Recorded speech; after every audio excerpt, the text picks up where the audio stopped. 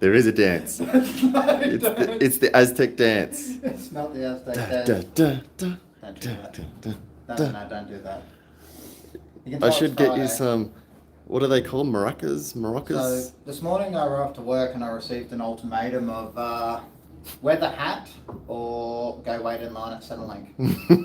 So here I am wearing the hat.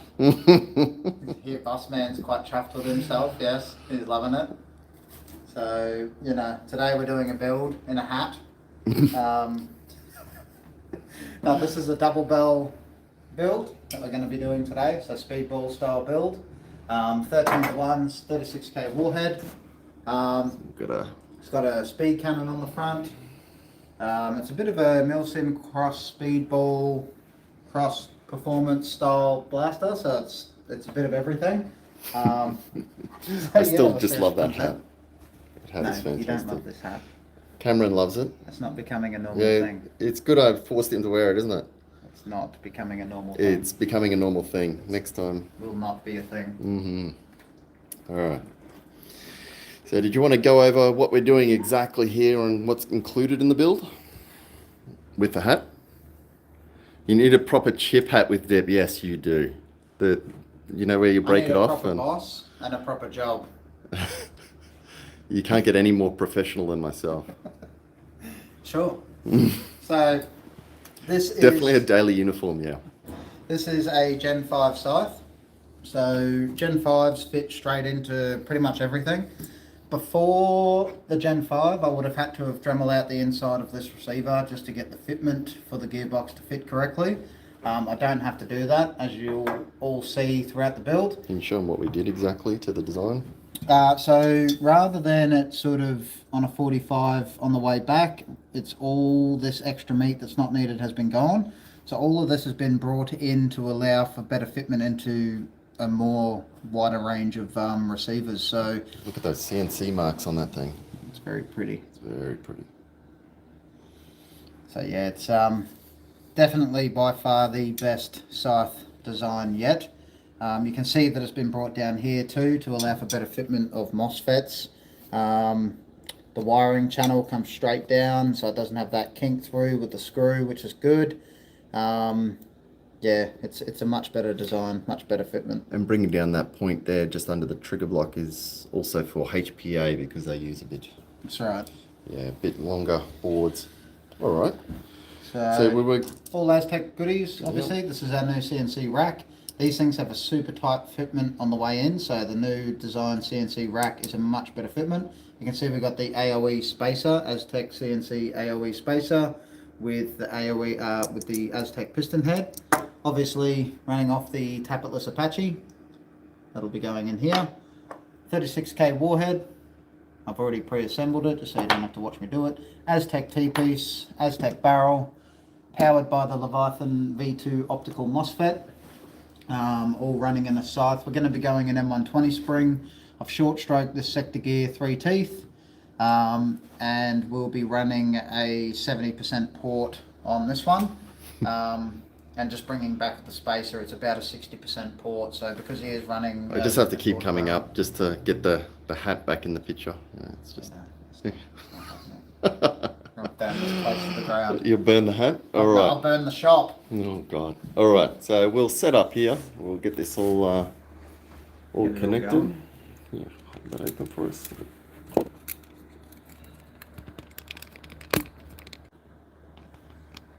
There we go. What the hell have you done? There it goes. Now we're looking at the ceiling. There we go.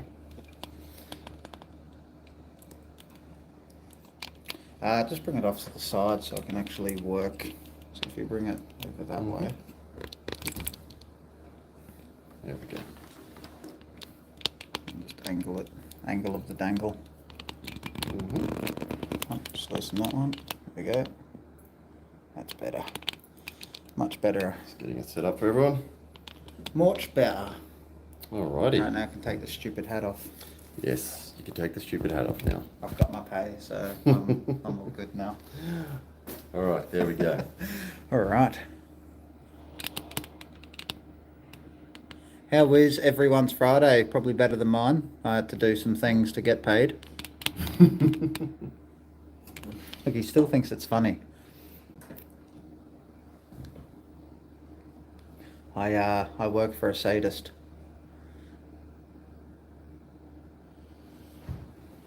Definitely a daily uniform. Hello there, and love the hat. I don't, but hello there. They'll need a proper chip hat with dip, in my opinion. No, don't make me start eating things to get my pays on Fridays. It's not a good thing. Don't put that image in his head. All right, so we've pre-Loctited bushings in. As you can see, they're already Loctited in. We shall now get into the shimming of the pinion to bevel. So first things first, we're going to need this grip. Just your generic sort of M4 grip. I did say to the customer that he's going to trigger a few people with the speed cannon and milsim style build. Very different compared to what you'd typically sort of run, I guess. Aztech shims, obviously Aztech anti-reverse latch as well. Once again today we are at Azrael's on the tech bench at the front. Quite a few of you will be familiar with this tech bench. This is where we do quick repairs, quick turnaround things. If you work for a sadist, I haven't quite yet. Yeah. Yes. Yeah. Well, technically, yeah. You're a masochist. Anarchy! Stop burning down the shop.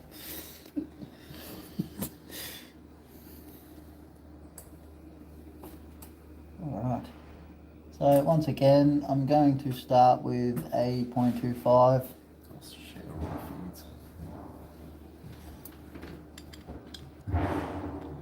What the hell is going on out there?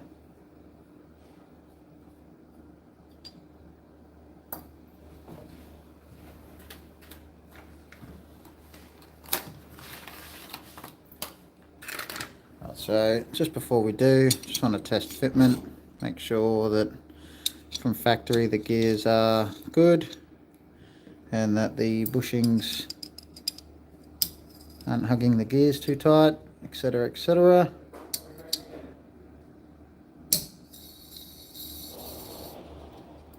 Alright, so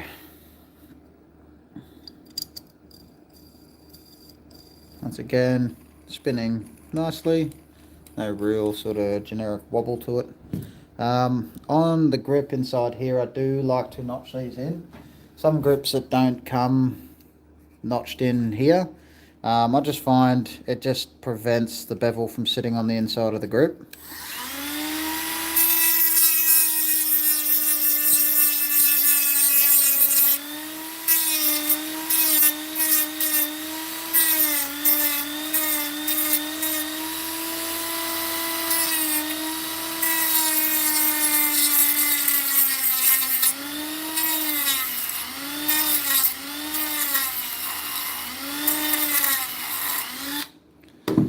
A lot of grips start to come with that these days. Shaka secretly loves the hat.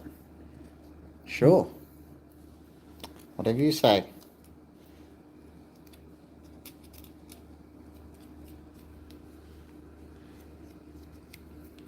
Alright. So, let's start.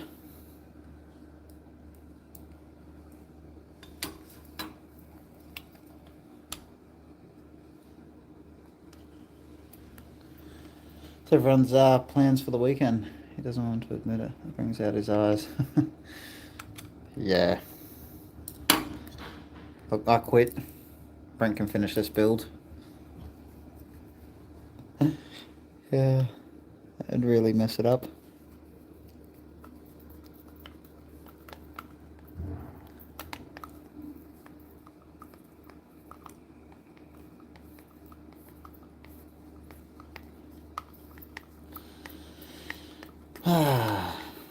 Yes, lovely Friday. These free build Fridays are good, but they always feel like a bit of a rush leading up to them because we've got a million things going on in the shop, and it can be pretty hectic at the best of times, to be honest.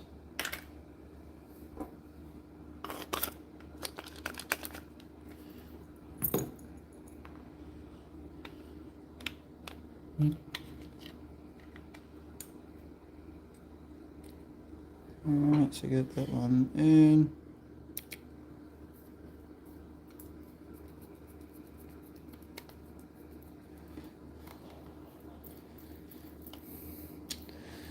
Alright.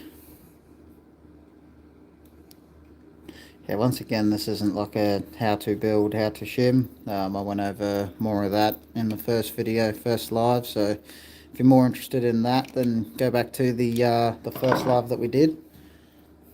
Now we need to check pinion depth. Oops. Alright, she's a little bit high. I need to grab a flathead.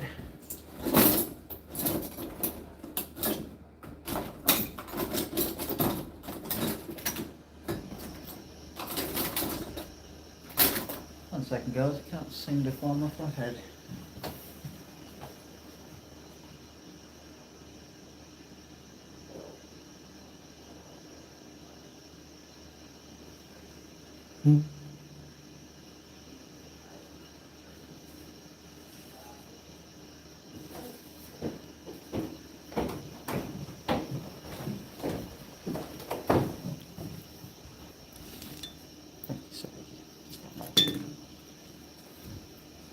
Thank you, sir Iggy. Just back that off just a little bit.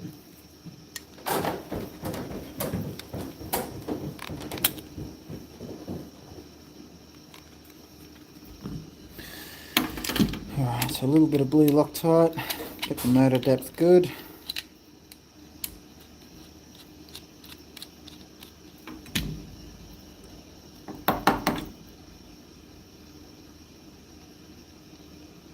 Get some blue.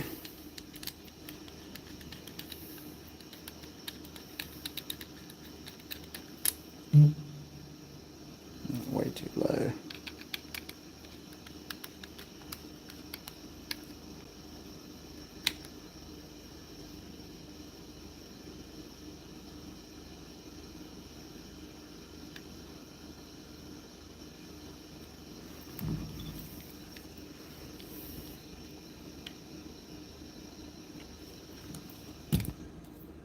Oops, keep knocking this.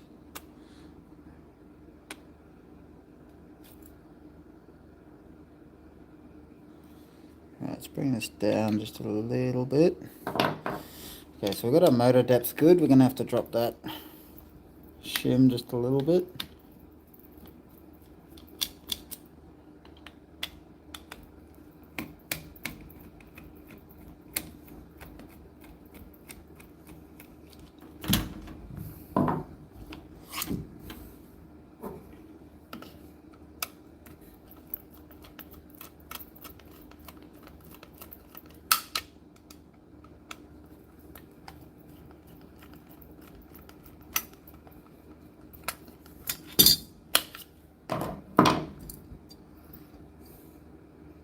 Alright, so I don't want to drop it down too much. Just go 0.2 underneath there.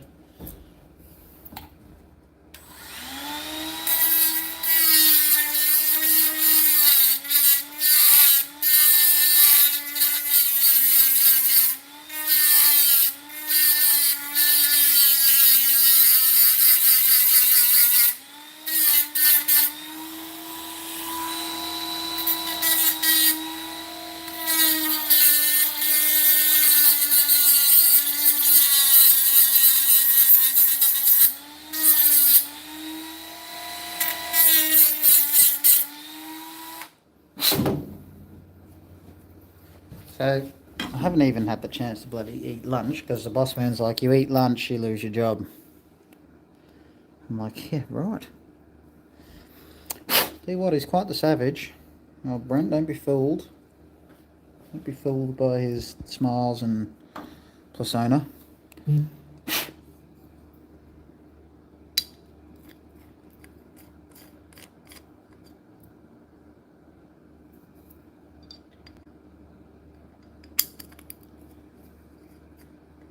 it's 100% true.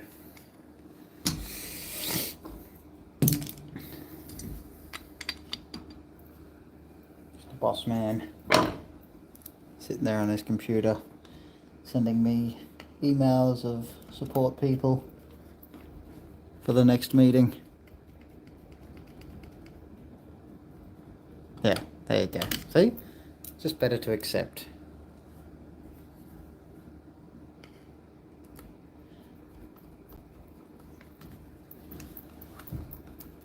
I'd adjust this camera just a little bit. It's a little bit off center there.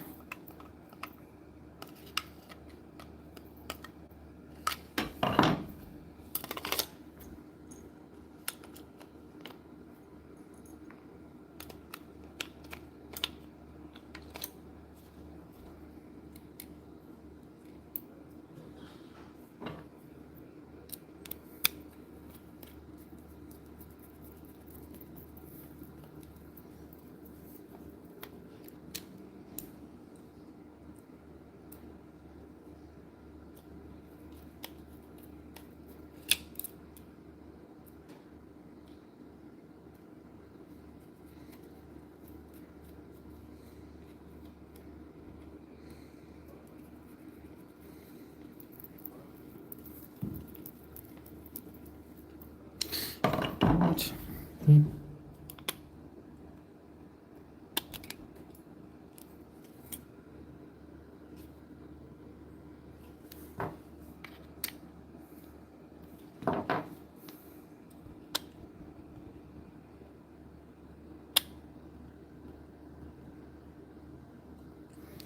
Still a little bit tight. What the hell is going on?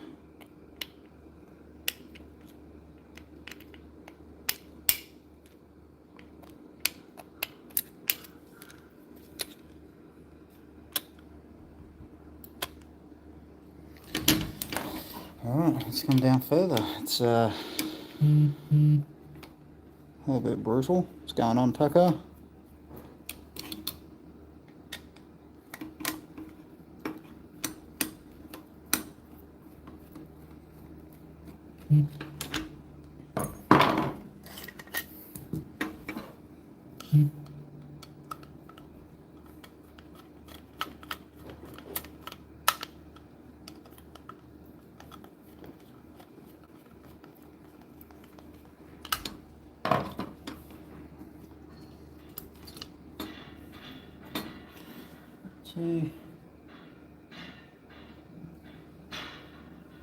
Right.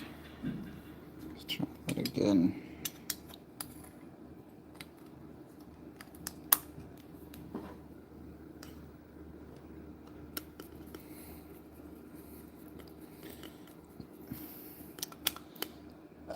This is a 13:1 SSG, so semi-trigger response build, but not DSG. 36k warhead in a speed cannon style setup in a double bell. So half M4, half Speedy Boy.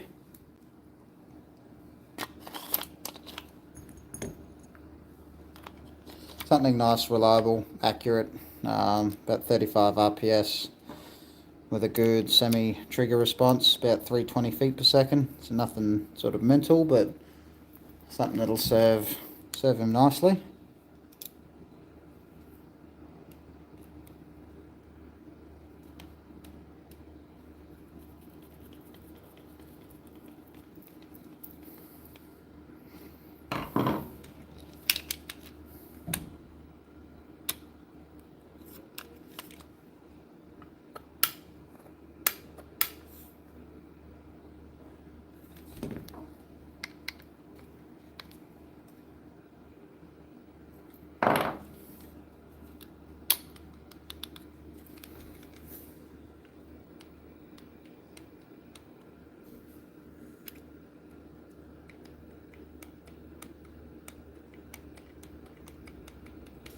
Alright, we've got a little bit of movement there.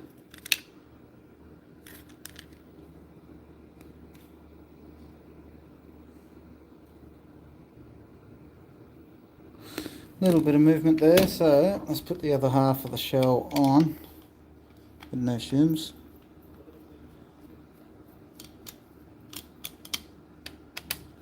So we're making a water pistol go to pew pew.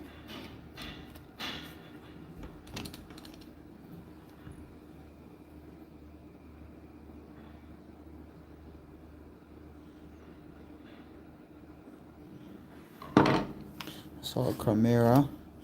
We've done heaps of chimeras.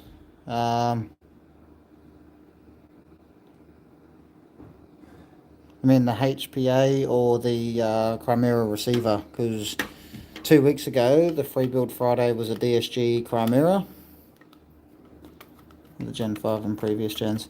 So I'll grab a Gen 4. Show you. Oh, solid without the cutouts. Mr. Bossman is working as we speak, bro. 1 sec, sorry.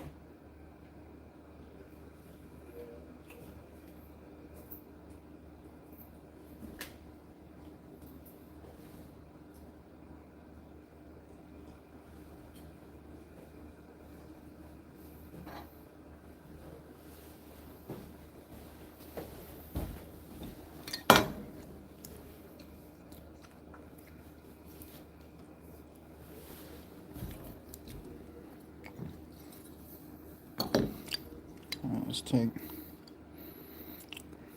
keep that from there. Alright, so this is a Gen 4 scythe. We added the hole for AoE, things like that. You can see the shape of it, which sort of comes up like that. There's a whole lot of meat there, things like that. That's the Gen 5, so as you can see, very sort of different shape at the back. This just fits into pretty much all receivers, so has a much better fitment placement. Things like where the trigger board sits for HPA, it's deeper, so that the HPA boys can actually run their trigger board a bit better than the Gen 4. So yeah, just sort of minor changes. But for instance, if I were to put this into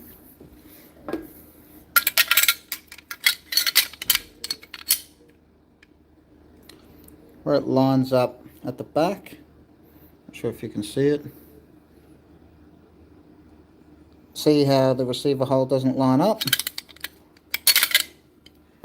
So I'd have to take all that meat down to get it to fit in the double bell receiver. Whereas if I take the new Gen 5, you can see it actually goes down like further. So it has plenty, it's just a much better fitment without having to Dremel the inside of the receiver.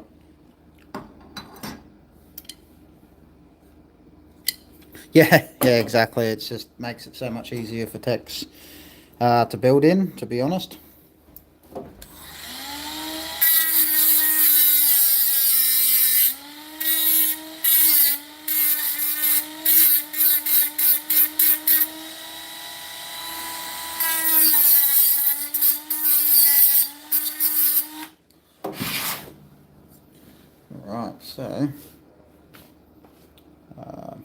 Alright, so we want no shims.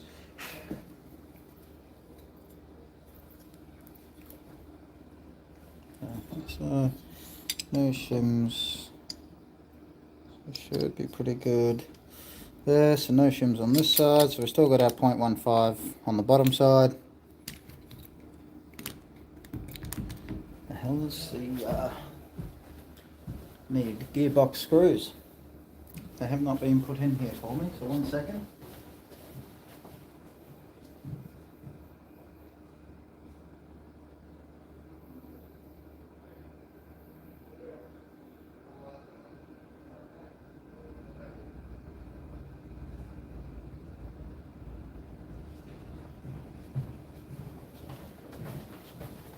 Oh, right in front of me. Jesus Christ, see? See? That's all your fault. That's Brent's fault. It's always Brent's fault. Mm-hmm.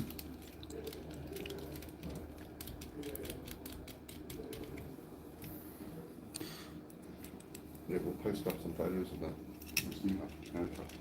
Oh, yeah. Yeah, Bossman was just saying he'll post up some photos of the receiver with no cut. The Chimera.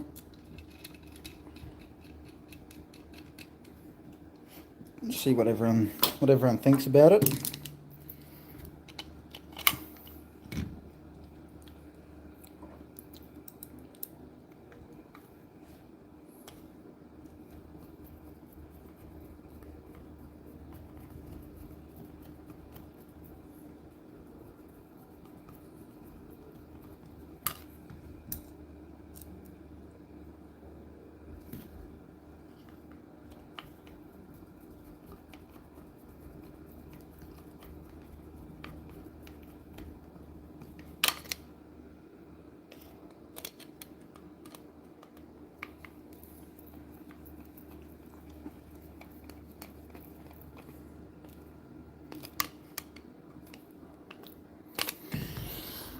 Right.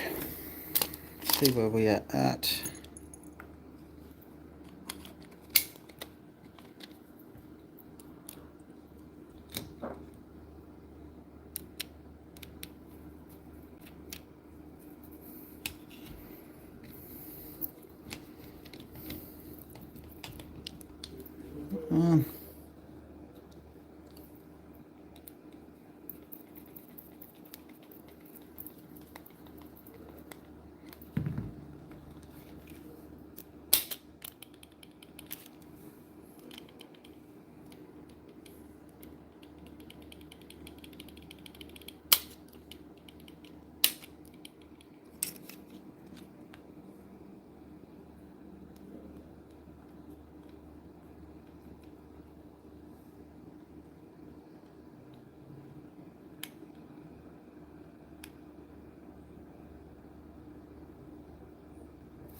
Alright, so there's no shims on this side, so that's purely pinion. Bevel's fouling on the pinion as I push it up.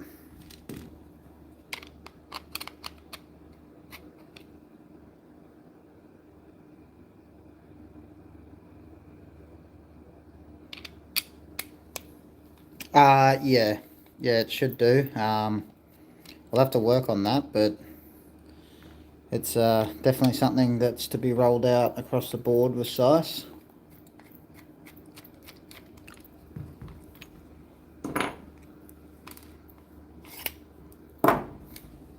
Alright, so we have our play on the pinion to bevel, so now we just need to eliminate the rest of the play on the other side.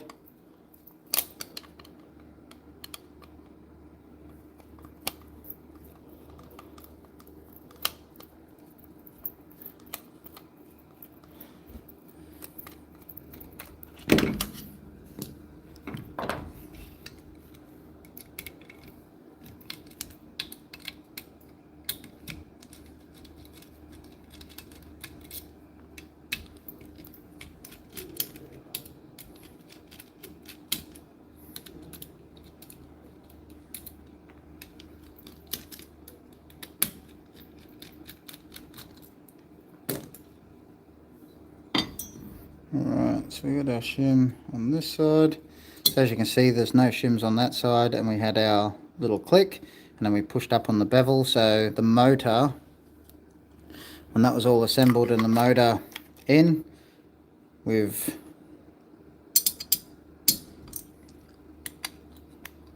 like that with the motor in, and then we close the gearbox up. There's no shims on that, so when we push up on it, it's purely fouling on the pinion. We have our 0.1 of play up to the pinion gear from the bevel, so that's our pinion to bevel mesh. Pinion to bevel pinion depth is already set and blue Loctited in, so now we have to eliminate the play on this side.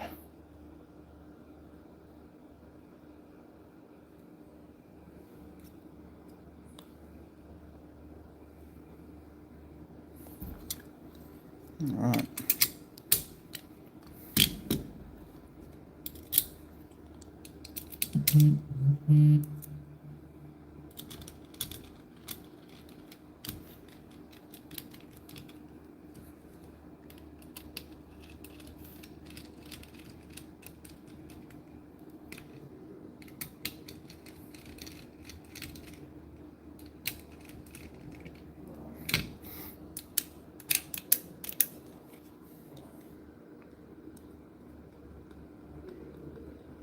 I'll probably go a point. Yeah, go 0.35. So I've got 0.3. I'm gonna need a little bit more play on that one.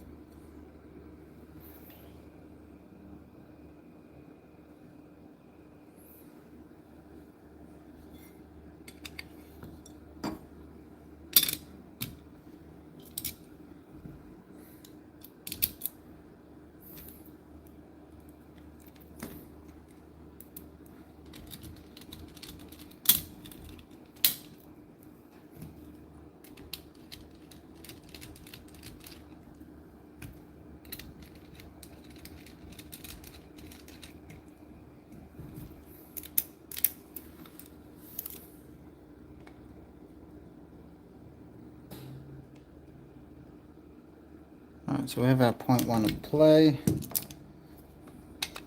I've already done the pinion to bevel mesh, so I don't have to worry about that. This is just making sure that we're retaining our play while the pinion motor is fully installed.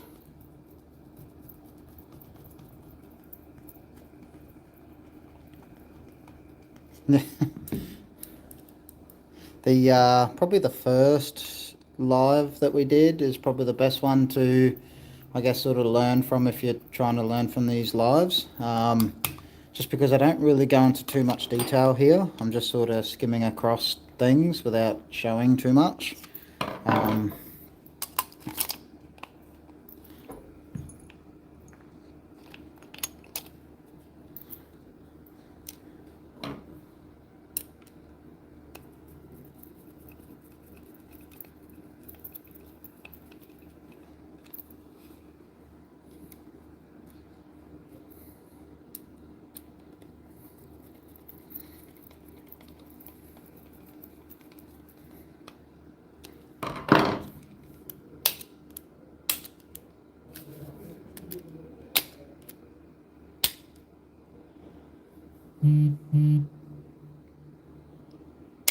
If you can just hear that. Still got the click. I don't know if you guys can hear it. It's awkward to sort of lean out and show you guys this.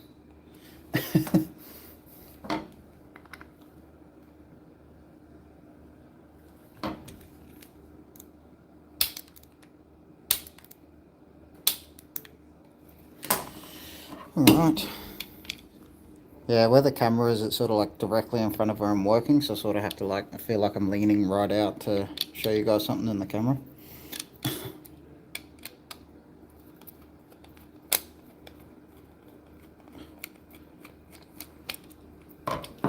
Alright, we are fully shimmed, so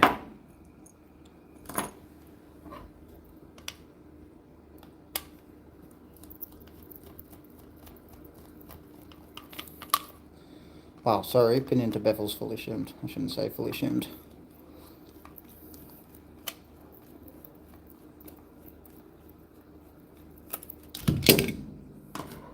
So yeah, that's been the last however long this has been,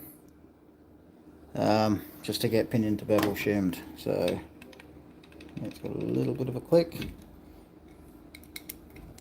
Same with the click inside the while the motor's in. So we know that that bevel's not rubbing on the pinion too hard.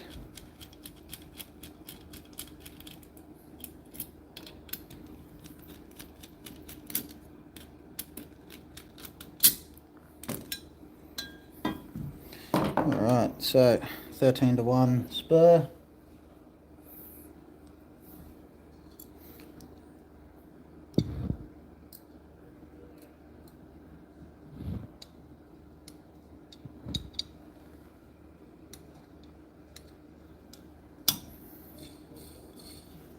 Right, so damn shims have come off. There we go.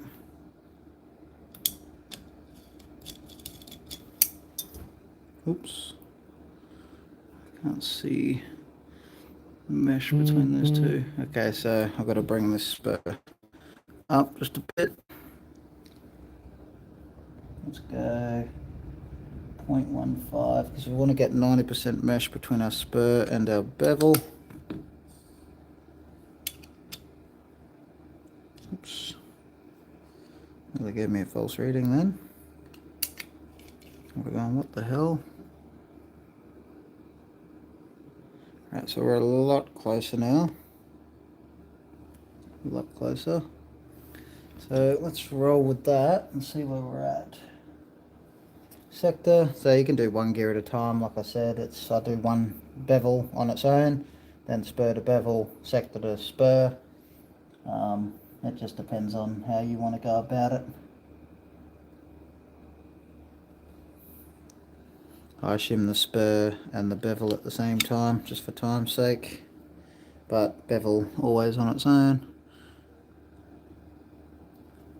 We've got good clearance there.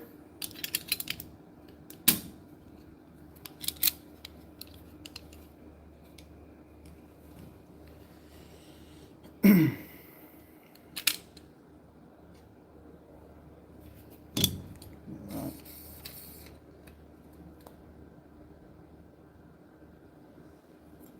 13.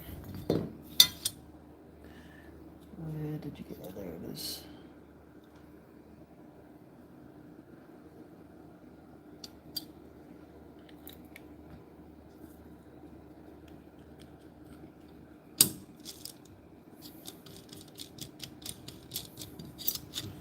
Alright.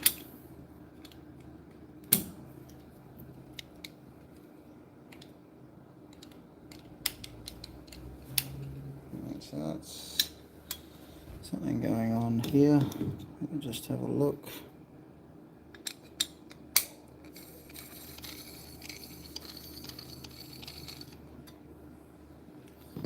So that should be fine. 1 second, guys.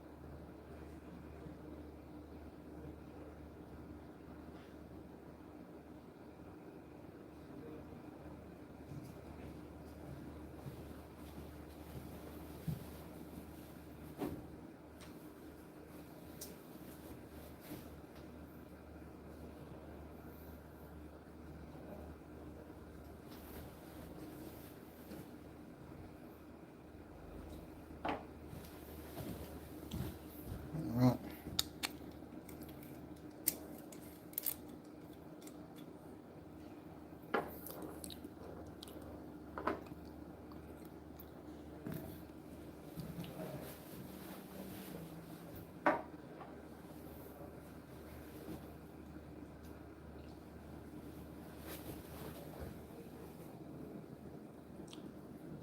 Make sure I don't have any crap on the shims.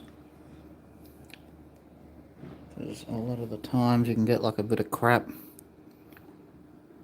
on your shim, especially when you've been short stroking right next to where you're working. It can be a little bit annoying.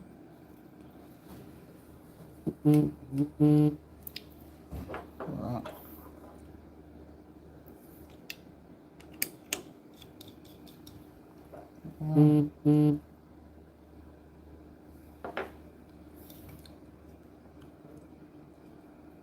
Oops.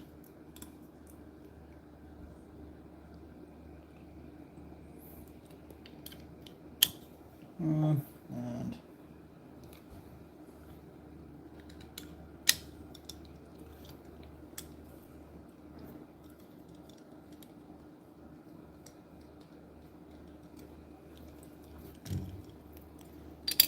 no shims.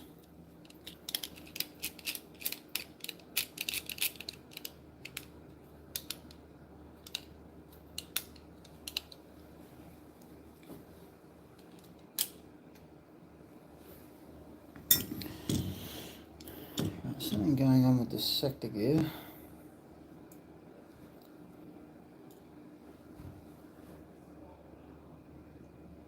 Grab my toothbrush.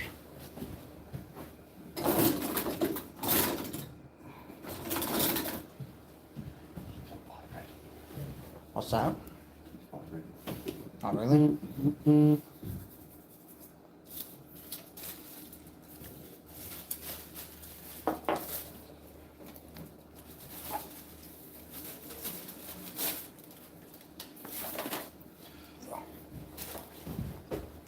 I have posted up the images of the Chimera. Oh, you with have? no cuts on the Aztech Innovations user I group. was going to say, is that on the page? Aztech Innovations user group. Okay. So if everyone goes onto the user group, you'll see it on Facebook. You'll be able to have a look and let us know what your thoughts are on the Chimera receiver with no cuts, with no skeletonization.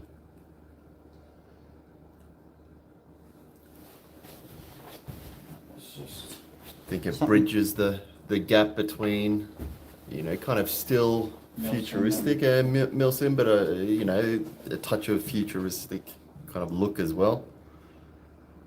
So we're hoping we'll see what you think about that. Also open to everyone's feedback on our new TSG and DSG gears that are that will be coming very soon. We'll be actually starting with TSG first, because that if it'll work and everything points to that it won't have any problems whatsoever, then the DSG absolutely will work. So we'll be reviewing that in a couple of weeks.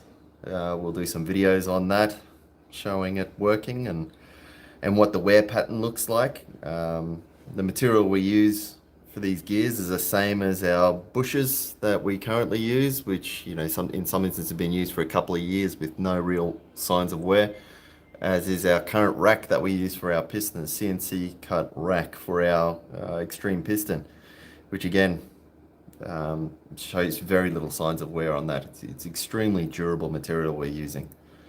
So we just went as hard as possible, and with the design we made it as reinforced as possible everywhere we could.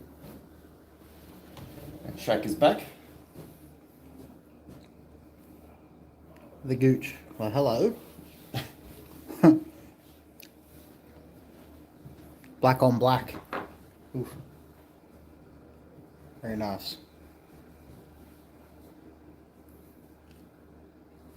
Yeah, something about, you know, murdered out blasters and cars and stuff that I really like.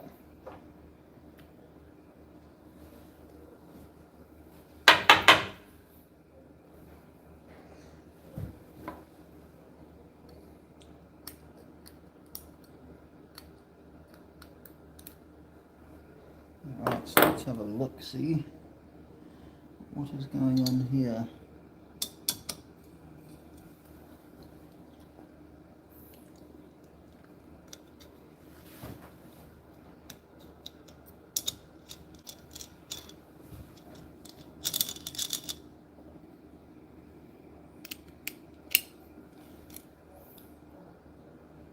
Right.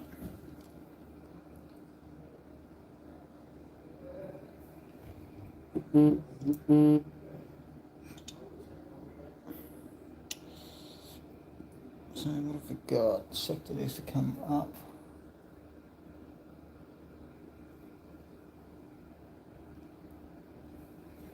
And 5. Let's try that. Bevel.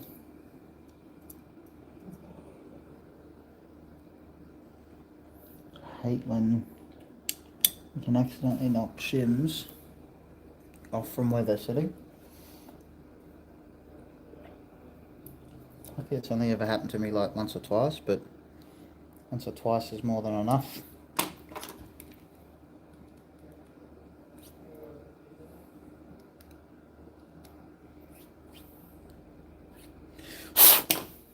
Right.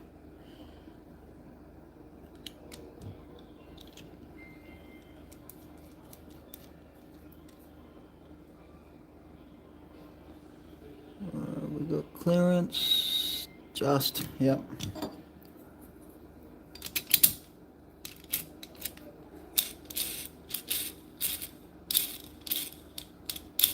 Okay, so we've got some vibration. Let's just see what we need to eliminate the play with. Here, the MK47 thing, so AK style without the AK. yeah, the MK47s are pretty cool. They're pretty damn nice.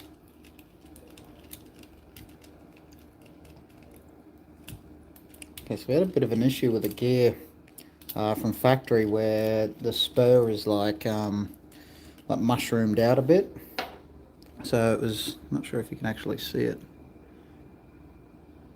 It's a brand new gear from factory, unused. And look,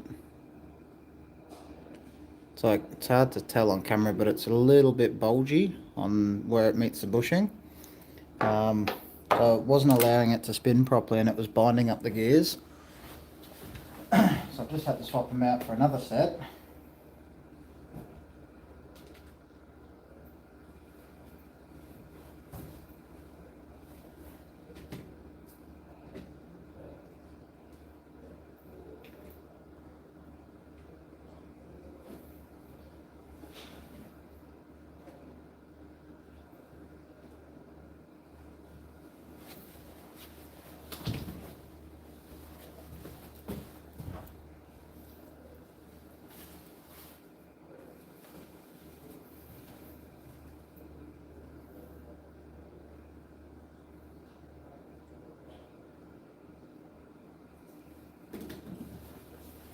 Alright, what have we got? We have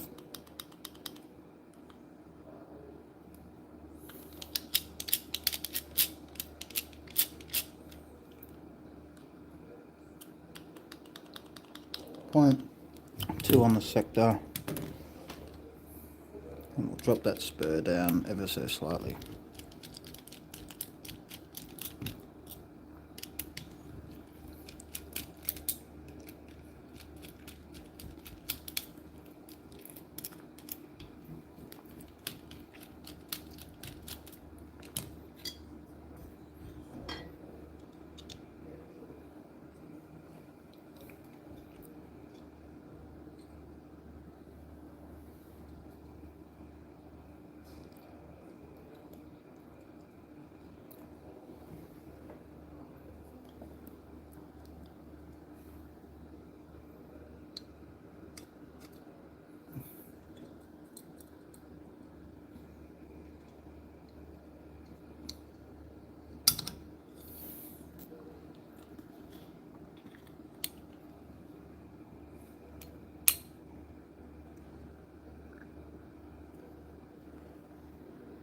Right, we're good there.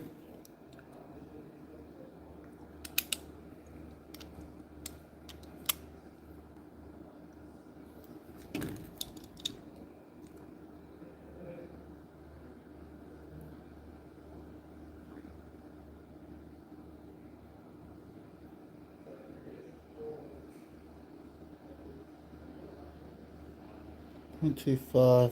Alright, so let's go.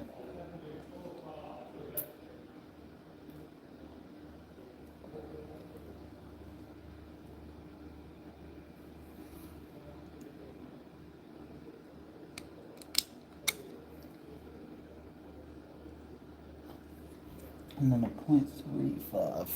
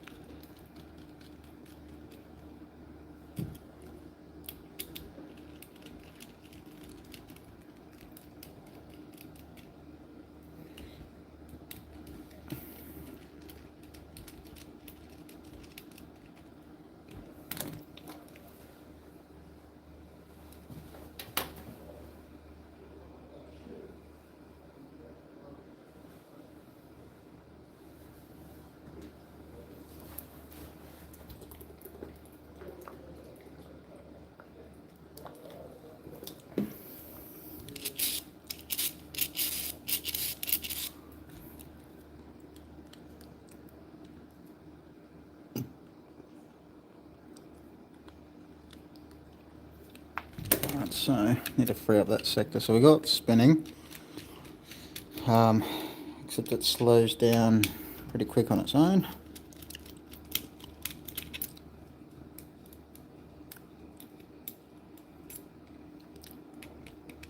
Why'd we chuck an ESG on something? Gay! Nah, they have their place.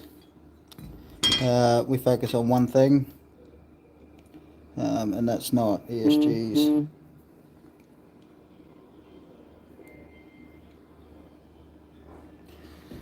Let's bring that 0.3. So those just tuning in back at the start, showed you pinion to bevel mesh. So we started off with just the bevel.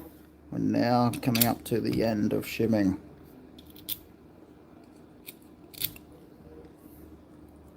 Need a new job, this one is killing me.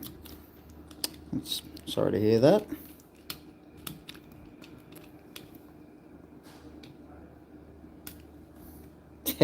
Want to get the AKs, the AK. Yeah, look, a lot of people say they want something different to the M4, but then something else comes out, they don't want it. The M4 and the AK are, you know, primarily the staple for most shops.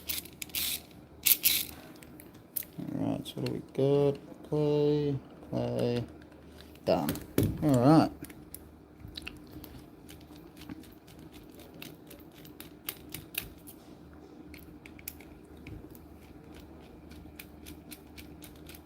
Yeah, not sure how many of you have been following the TSG and new DSG designs. 7-tooth TSGs for the win very, very shortly. Which we only did it because people said it was impossible. So we've created a whole new way of timing gears. And so yeah, it should be pretty good. The prototypes will be in soon. I'm working 80-hour fortnights for $23 now. I just got offered 25, so 31. So.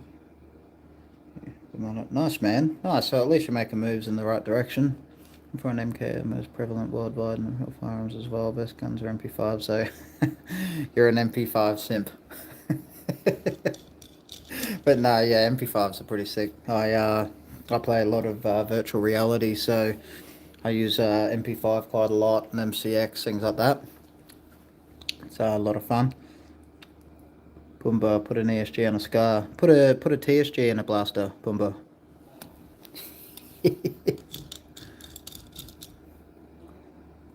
ESG on a scar. I guess it would be better than an UGG boot though, to be honest. Not a huge fan of the UGG boots. Change my mind, best rifles the UGG. Bro, UGGs are... well, mind you, I'm just not a fan of bullpup in general. Like, it's one of those rifles that, you know, people love bullpup or they don't.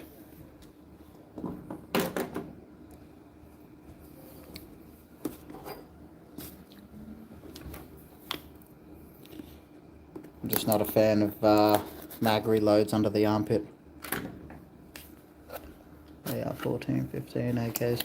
Yeah, I love me a good AK.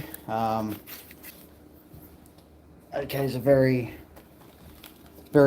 simple and easy. M4s are even easier and even more simple. But yeah, I love it. Engine are you using in this build? So this one's a 36k, bro. Warhead. Just a nice basic semi-trigger response. Non-DSG, non-TSG. I'm excited to get these new TSGs in. It's going to be a lot of fun. Hey man, I've used the style models. 88 through to the newest 82. So much fun to use. Yeah, look, like I said, people love or hate them, man. I got quite a few friends in the Australian Army, and you know, they love them.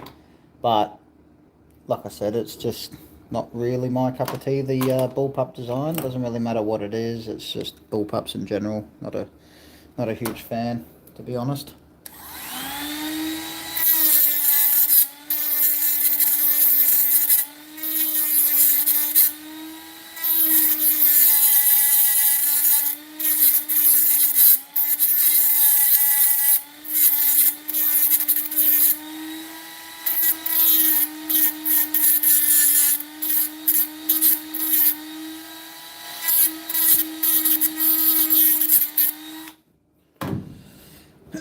Can I put a TSG on the Huyog? Yeah, sure. Just bear in mind it is 7 tooth, so you do have to bear in mind your voluming. So to see how you go with 7 teeth, roughly 17 centimeters of voluming. So just chop it down and do like a snubby, or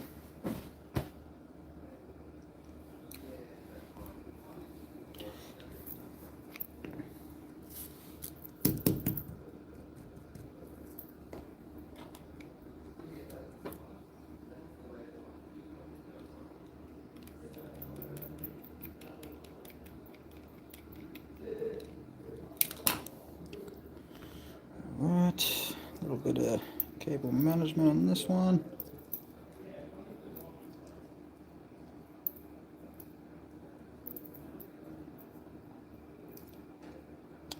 Mr. Morven. So we going to, so your DSG, Mr. Morven. Are we going to be taking that DSG gear out and going TSG? So the reason we've done TSG, bro, is because, one, people said 7 teeth couldn't be done. So, you know, as always, people say you can't do things. We then want to do it. And being 7 teeth, it'll be roughly 285 FPS on the TSG now. And that's gel ball stats. So, you know, watching, you know, airsoft techs, you know, can hit higher than that, just, you know, polished ammunition, tighter bore, everything. But yeah, it's generally about 230 FPS on my current TSG, 240 with an Apache, and that's just your standard makey one. Isn't necessarily good as fun and good flex for techs.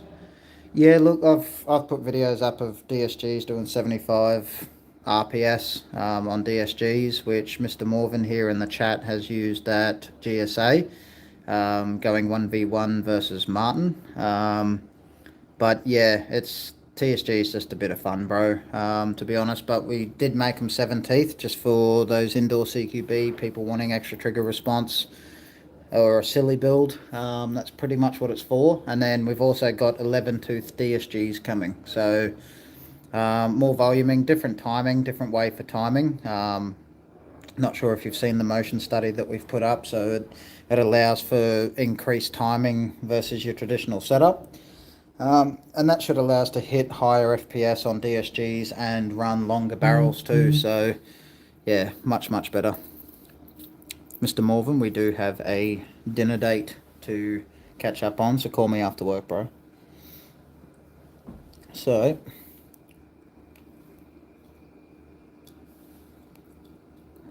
let's screw this one down.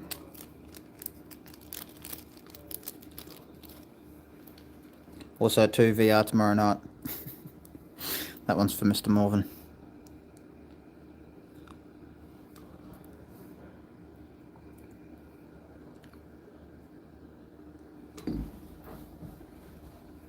Right, I need my little Phillips. What's that? Alright, one sec.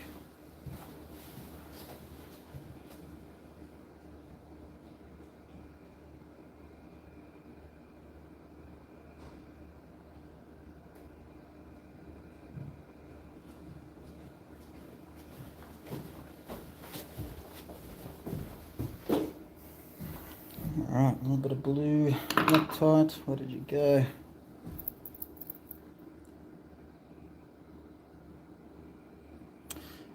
So playing Onward generally, War Dust, things like that in VR. Every Saturday night there's a whole bunch of us. Mr. Bossman, if you're listening, bring your ass so I can smoke you in virtual reality. Are there any official gel gun battles? Yeah, man, there's heaps. In Queensland, there's quite a lot. So it depends. You've got speedball, you've got milsim, you've got standard sort of indoor CQB. It just depends on what you feel like playing. But yeah, it's pretty. The scene's come a long way in gel ball for Australia.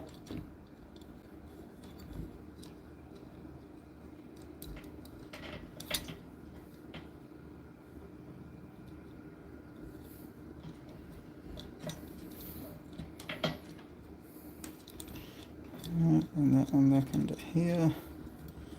That one through here. Boom, boom.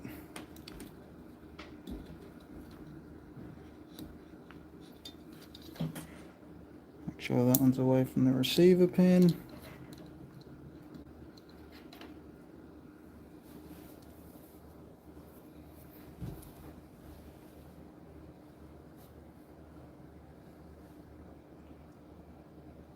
Yeah, we're going to be going through hand picking quite a few techs, airsoft and gel ball, to test with us, to go through all the stuff that we generally go through, and just sort of, you know, match results, things like that, and see if everyone sort of is on the same page at the end of it.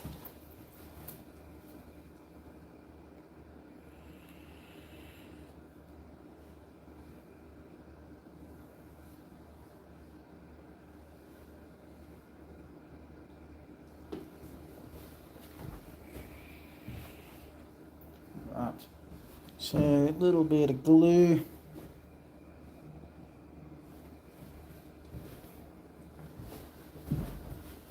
Where is my glue? 1,000 weights.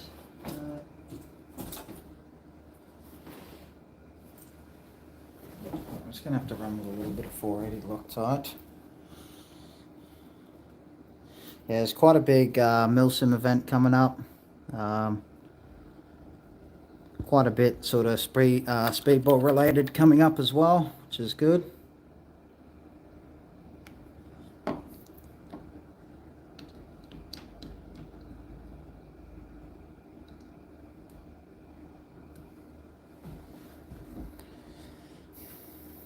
Speaking of which, can't wait for Friday so I can grab a ticket. Yeah, the boys, Marty and Iggy, so the Weekend Warrior, they've put a lot into this event. So it's gonna be a good event. So you stream once a week. Yeah, so this is our fourth one now, fourth live. So last week was the Tyrannus, which we've just got to finish off the mag terminal block so that the customer can come pick it up. We can get a video of that. The week before was we built a DSG at Tack Edge's field, which was the Spider-Man build, which got picked up this morning. Customer wanted some extra changes in terms of the externals to what we had done. So we had to re-anodize, shorter handguards, things like that. And he came this morning to pick it up. So that DSG is at 6k shots before he's taken it home, just to ensure that everything's all good. He's stoked with it. And yeah, the one before that was Mr. Matt Watson, who's well and truly picked his up. So yeah, it's you know, sort of about connecting with the community and just going over builds with the community and DSGs, things like that. So in a few weeks we'll be doing a TSG build, free build Friday. So it's you know, you can't escape from a live. It is what it is, and everyone can sort of see everything in all its glory. So we have the Leviathan more or less installed now. I don't normally use this sort of super glue for the wires, but the limited edition has got the Iron Man McDonald's color scheme for some. Yeah, it's the red and like gold one. Not gonna lie, kinda want it just because I'm that sort of person. I know there's no real need to want it, but yeah, I still want it.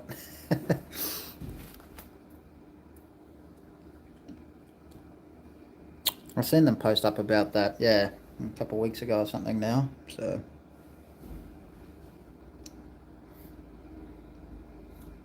And this glue takes forever to go off, this 480 Loctite stuff. It's good for rubbers and Apaches and things, but rubber to metal. So that should stay now. So now we've shimmed it, we've got our Leviathan in. We're now going to set the trigger.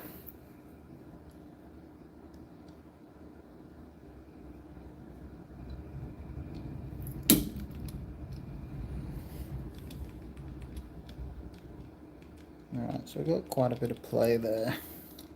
Let's take it in quite a bit. Get it nice and responsive for this guy.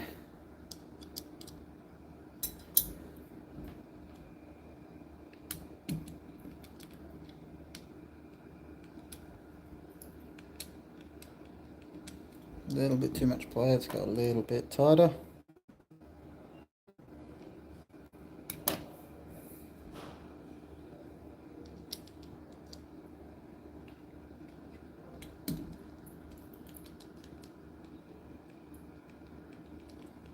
A little bit more.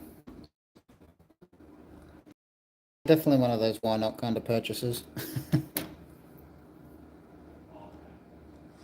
I'm just blown away every time I join these feeds because you know so much. Yeah, when it comes to AEG, dude, that's all I live and breathe. When it comes to everything else, it's it's not really my thing.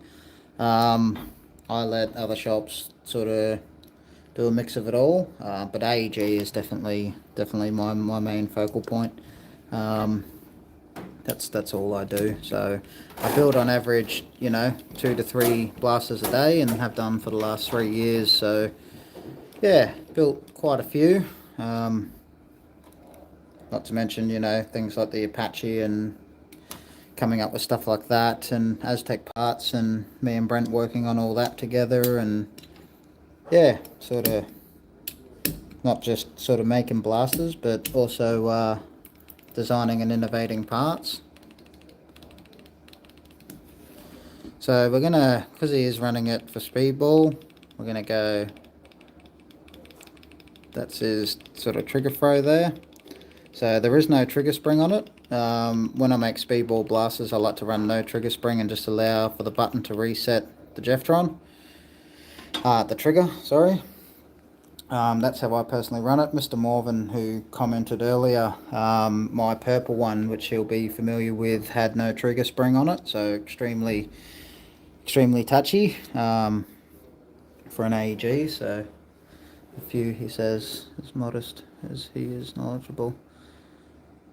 Yeah, yeah, I love it, dude. To be honest, it's my, it's medicinal for me. I love what I do. I came from construction, so self-employed as a subcontractor.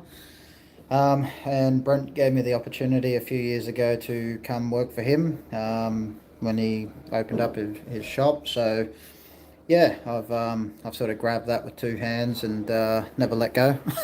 So I love it, waking up every morning and get to do that. But I 100,000,000% want to go to the States. I want to meet a few techs over there and sort of pick their brain, because I follow a lot of sort of airsoft techs and things like that. Everything I do comes from the airsoft world. So I'm always trying to learn, always trying to expand on that, and there's always something to learn. So it's yeah, I love it. It's a lot of fun. Now, I've already done AOE, half cut the next tooth, and done the AOE on the piston, so I'm not going to bother going through that. I am going to sort out the Apache now. So we're going to pull it apart, double check the O-rings, things like that, make sure all the seals are good before we assemble.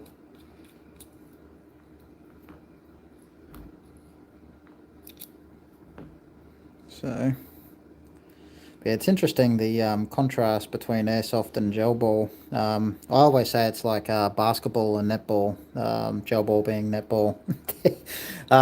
So it's, it's the same but different. There's a lot to learn. If I were to say start trying to build airsoft blasters, a lot that I've sort of got to learn about in terms of buckings and hop units and high kappa mags and everything else that sort of goes into all of that. So yeah, I always say it's very much like netball and basketball. Similar things, but sort of completely different at the same time. So it's, yeah. One sec, I do need to grab an Apache AK V3 rubber.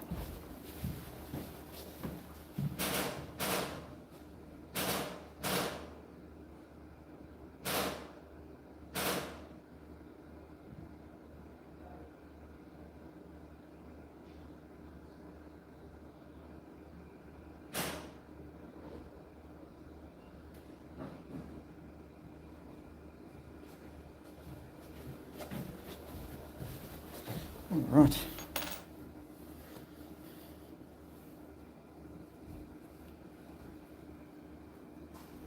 So, I do need to trim this down to length. Oh, there's super glue on my damn hands. That's not skin, that's that's super glue. It's very gross.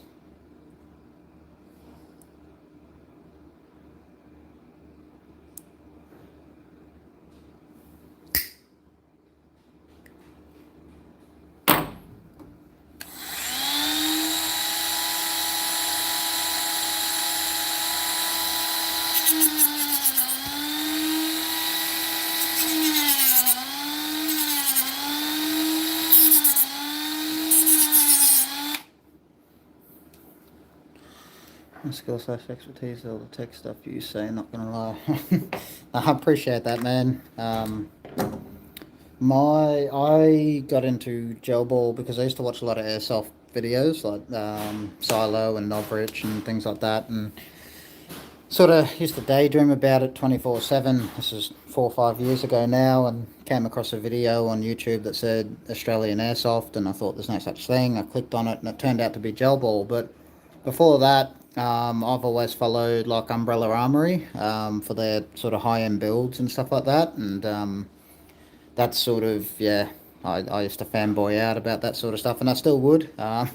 If I went over there and met, you know, the techs from Umbrella Armory, I'd fanboy out quite a bit. But since being in the airsoft forums, there's so many more techs in airsoft and so much more knowledge in airsoft than there is in gel ball.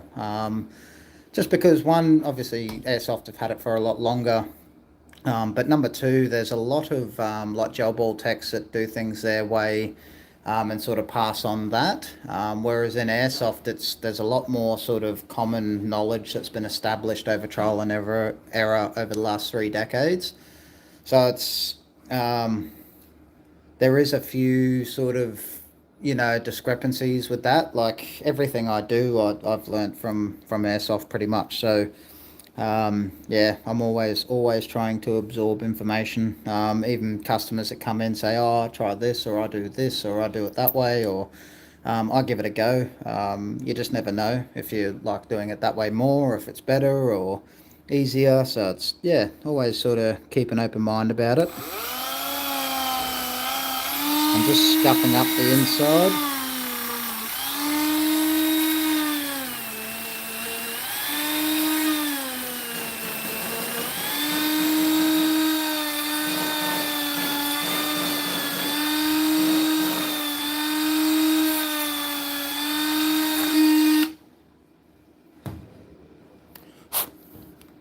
I'm just scuffing up the rubber at the moment.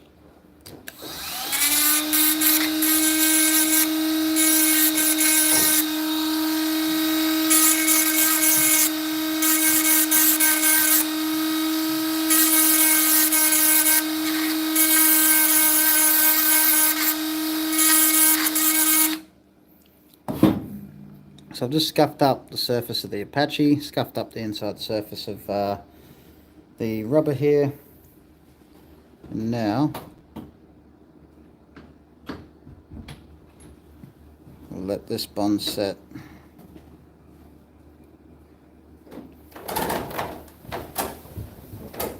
That could be a slight adjustment on the T-piece if it's not. So we do have our O-ring, we do have both our O-rings.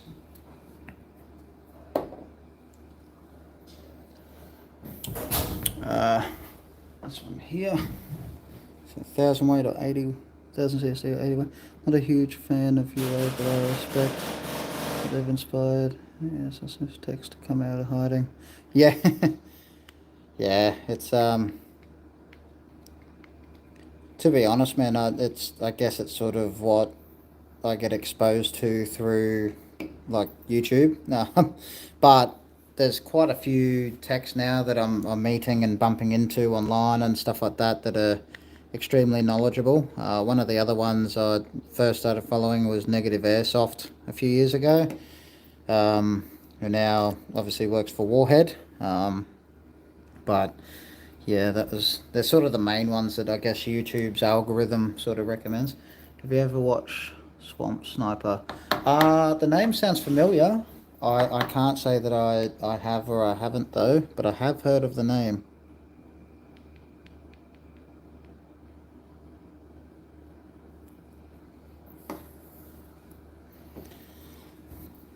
A little bit of blue.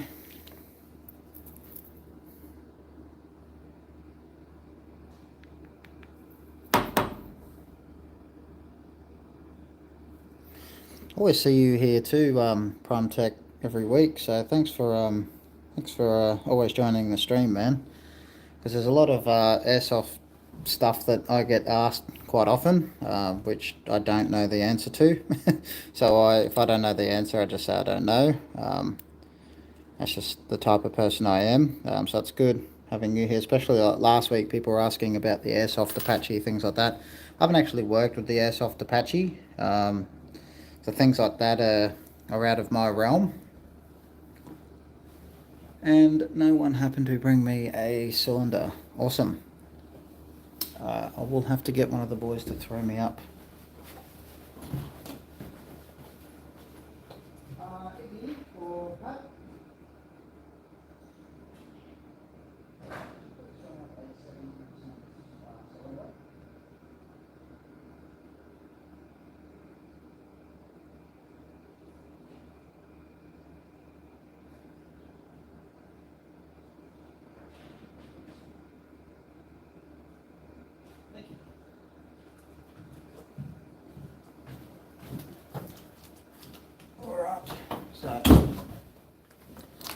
Now, always check the inside of the cylinders to make sure you don't get any. Sometimes from factory they can come with like a groove or a scratch on the inside of the cylinder, so just make sure you don't have any of that. AOE has already been corrected through the piston. Some people like to use like a polyurethane pad or a sorbethane pad. I just found with high rate of fire, big spring builds, that sorbethane can disintegrate over time, and if you are doing your AOE off a soft squishy sorber pad, that when it's under spring pressure, the piston can be ever so slightly more forward than when you've tested it by hand. So polyurethane pad are nice and hard, like nice hard rubber, stops it from moving forward any further even under spring pressure. Can go that way, it's sort of optional, but there is also spaces, you can space at the piston head. Cylinder is kind of important, yeah. Yeah, definitely. I do what I can. Jobble is within the same spectrum as airsoft, so there should be communication between the two. Yeah, definitely. I fully agree 100% on that one. Like I said, basketball and netball, I used to play basketball, and a lot of netballers would cross over from netball to basketball and vice versa, so it's sort of either or. Both have their similarities. Okay, so our compression parts are done, shimming's done. However, because I had to change the gears, I do need to re-short stroke this gear set.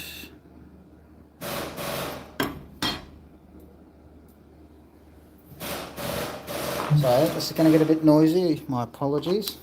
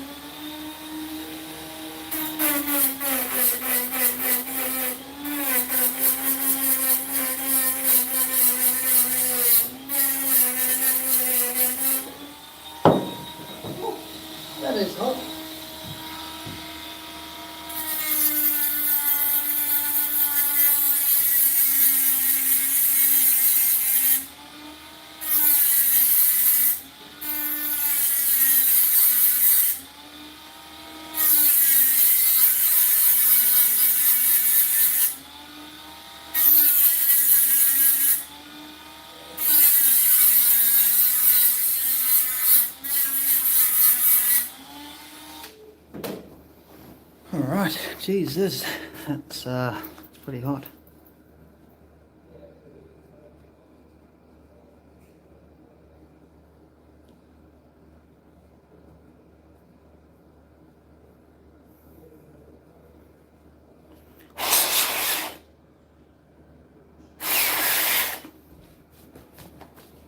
You can use 406. I mean, it being more of a regular sort of super glue. Just the most important thing to note is to basically scuff up the surface of the inside of the Apache rubber and the Apache itself. So, union to league common. Yeah, union to league, exactly right. Once you experience high rate of fire, just can't get back to 18 and 16. Yeah, I call it the 12 to 1 bug. 40. You can get 40 up here, so that's 16 to 1. Yeah, you can do. So it goes back to that thing of, you know, how to certain techs like to get rate of fire. Some like 16s or 18s with higher RPM motors, which is, you know, a lower TPA armature, which generally makes the motor run pretty hot. I personally prefer rate of fire through gearing, and then using torquier motors. It's just my preference, but you can do both ways. That's not a problem. Yeah, bro, I sort of gathered it was you, Sabin. This is why I love small streams. The streamer is always nice and helpful and always responds to your comments. Chat to community helpful too. Yeah, man, I'm always down to help. Always have been with things. So, yeah, I get a kick out of sort of helping people and helping people make progress on things.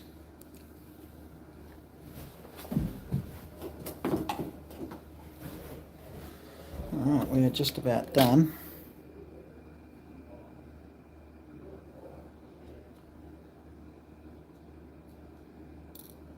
Oops.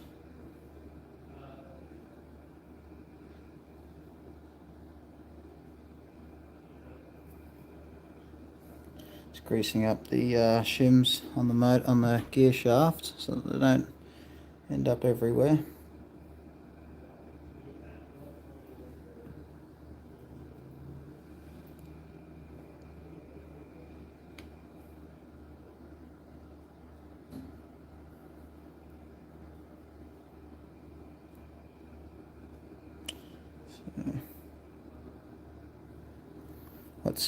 What's everyone's plans this weekend? Playing airsoft or gel ball?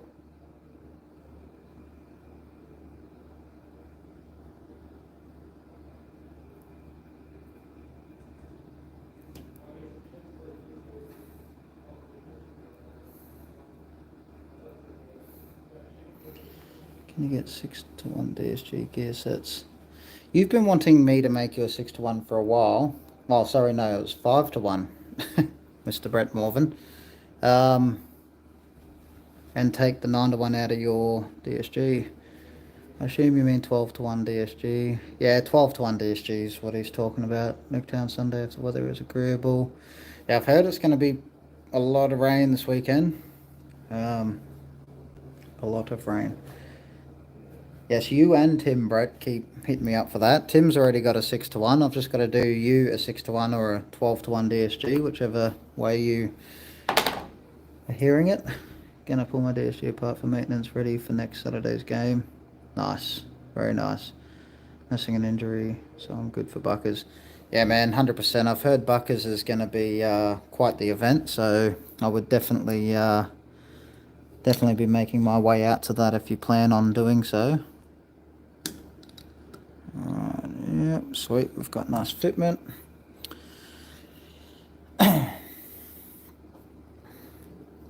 Need 12 to 1 gear set. No, 18 to 1 DSG set. Yeah, exactly, Sabin. That's right. Aside from work, maybe plink in the backyard for some testing range accuracy, precision. Nice, nice. I like it. Some pew pew science.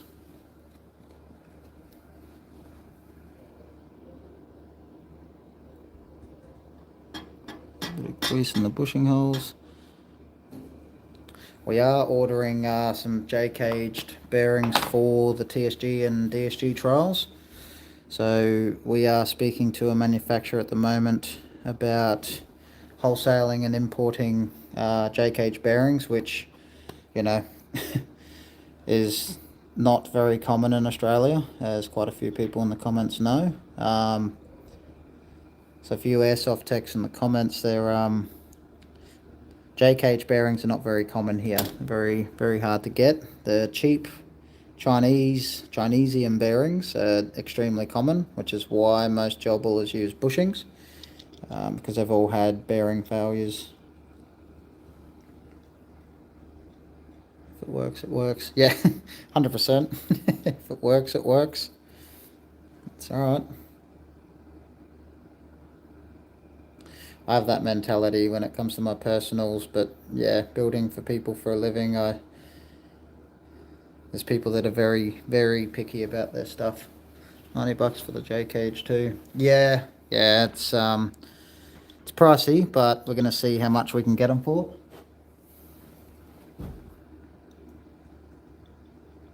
It could very well be worth it. Or if they're gonna end up costing your firstborn child, we probably won't worry about it. So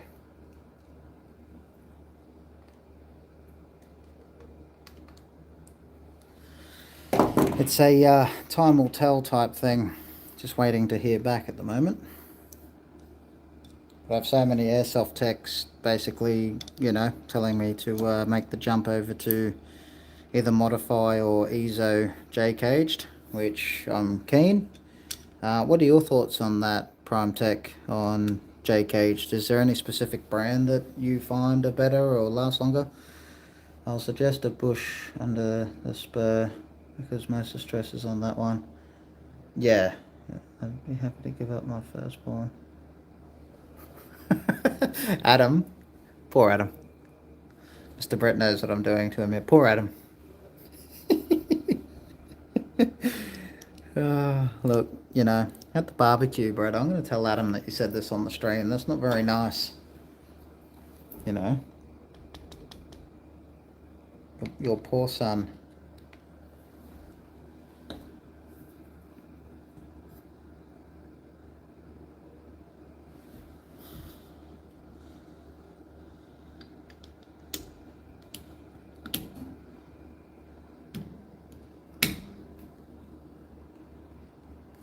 Let's back that off ever so slightly.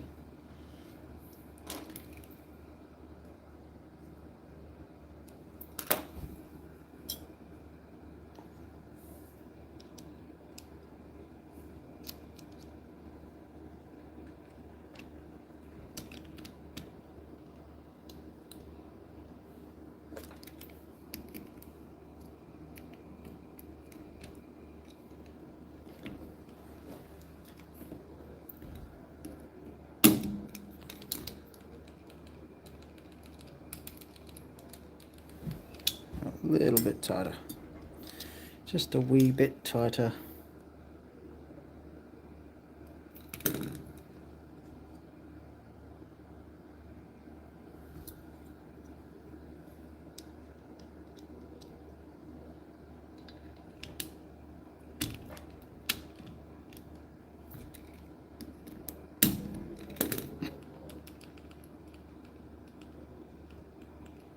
All right.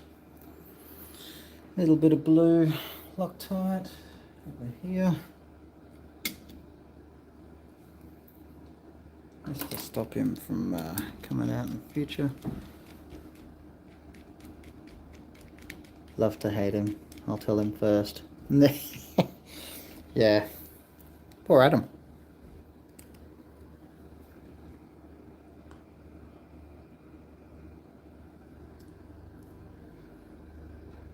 Yeah, definitely, bro.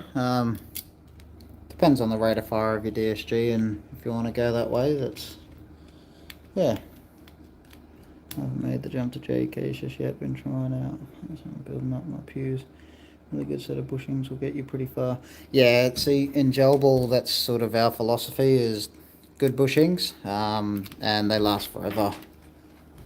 Love that boy. It's only 40 at the moment. You have seen it. Oh, okay, so it's that one. Yeah, either or, man. Yeah, Mr. Morvan. You love that boy. That's nice. See, that's some good fatherly son love right there. Being nice to your son. That's nice. It's good to see. Makes my heart warm. 18K. Yeah, the Infinity motor. Probably my favourite brushed motor of all time. 18K HG Infinity. It's a helical bevel and pinion, which is different though. Yeah, the helicals are good for that high torque. Alright, so I do need to solder these tabs on. So I will need to retrieve all of that. You beautiful people, just bear with me 1 second and I shall return.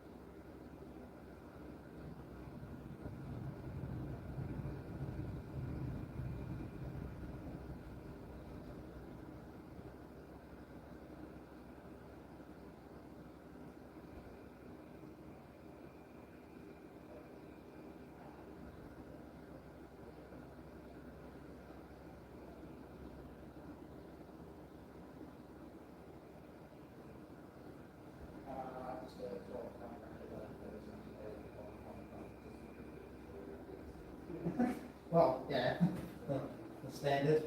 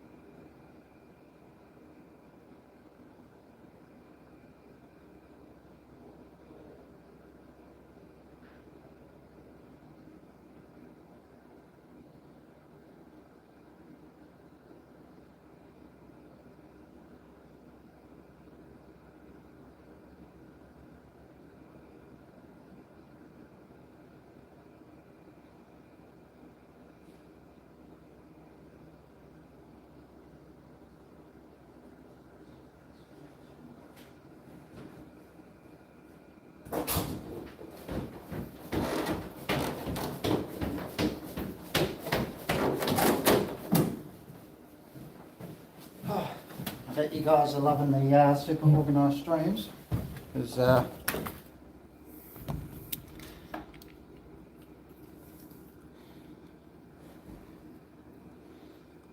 very, very organised.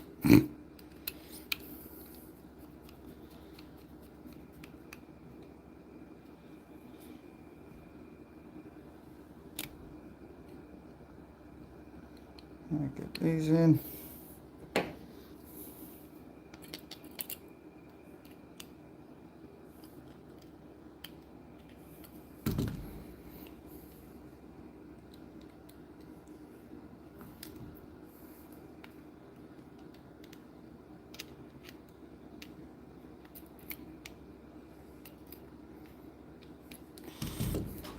All right.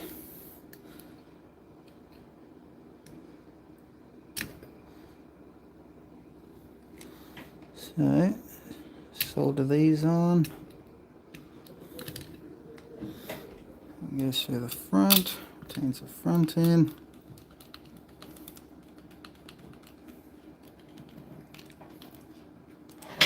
Alright, so it's not going anywhere. Right, so there, positive, negative.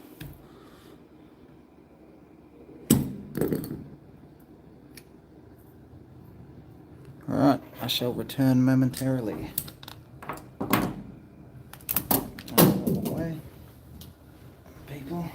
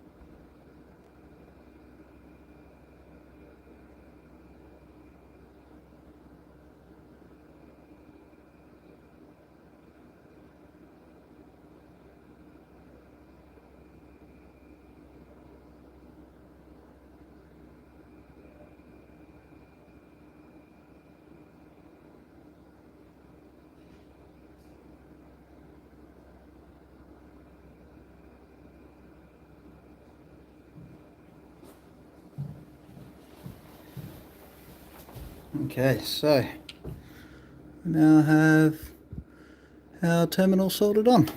So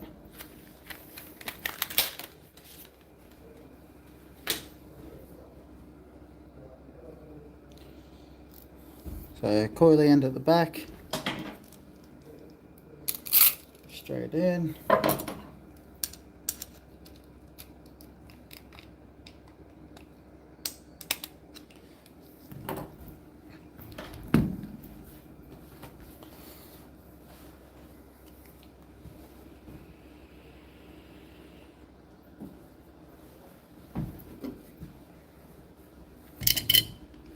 Alright.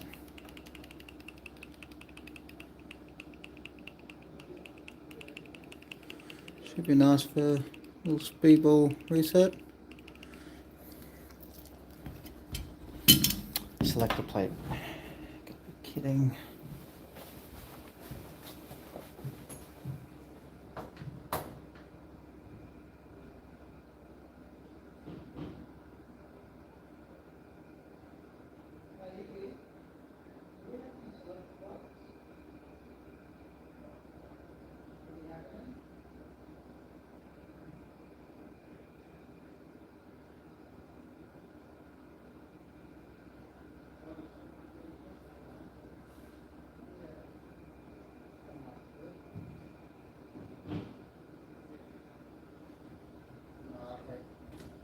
That's alright. Oh, the SHS ones? Oh, okay. No, that's alright. Yep, that's okay. Just want to hope that... Alright.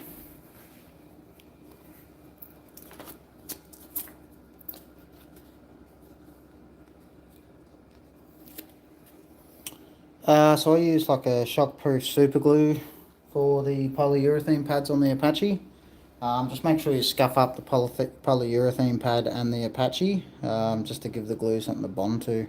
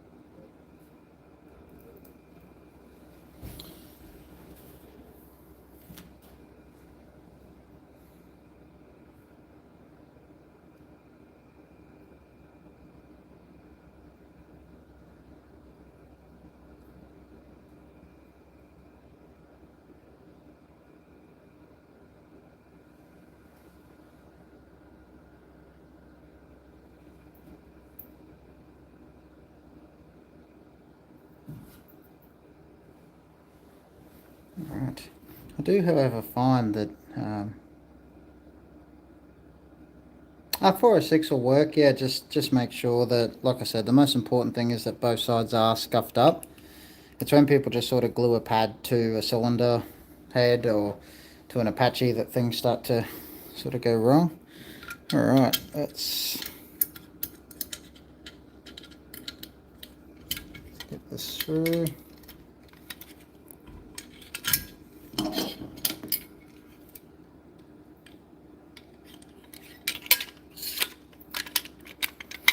Yeah, the retaining compound is good stuff.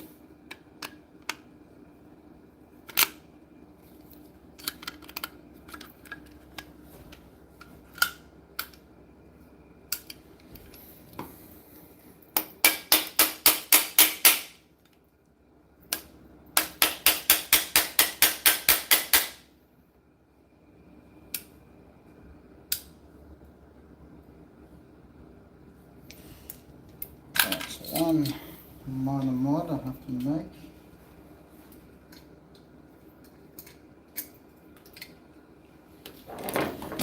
Alright, so Dremel. This reminds me of the old MK triggers.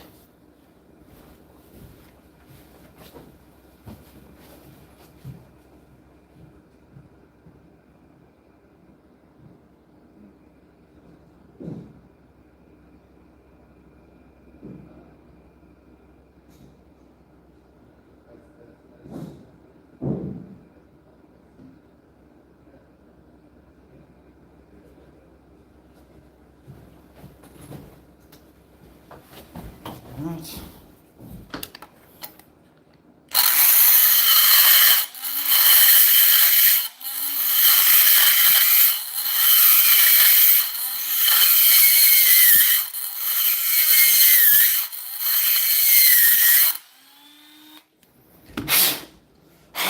Alright, so the one thing I needed to do just now was where his trigger sits. Oh, hang on, I can't see where his trigger sits. I needed to open up this space through here.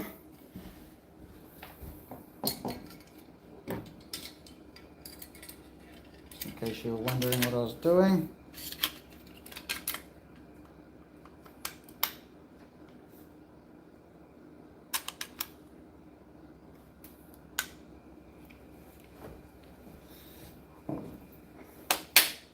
Okay. Here's his receiver pins. Now, being the Gen 5 Scythe, this is straight into a double barrel receiver. So much better fitment, no dremeling the receiver required.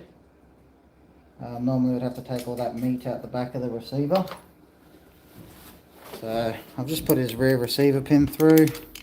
And just bear in mind that this blaster is an old blaster that he's supplied us with. We did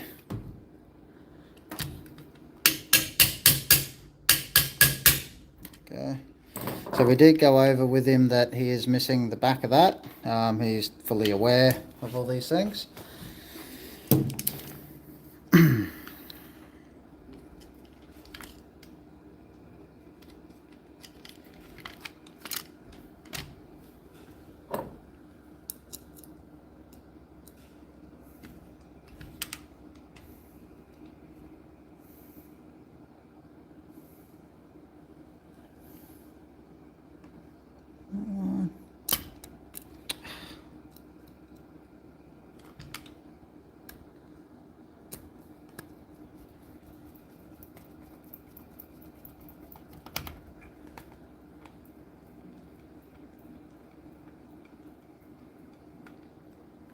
A bit further forward because it hasn't been.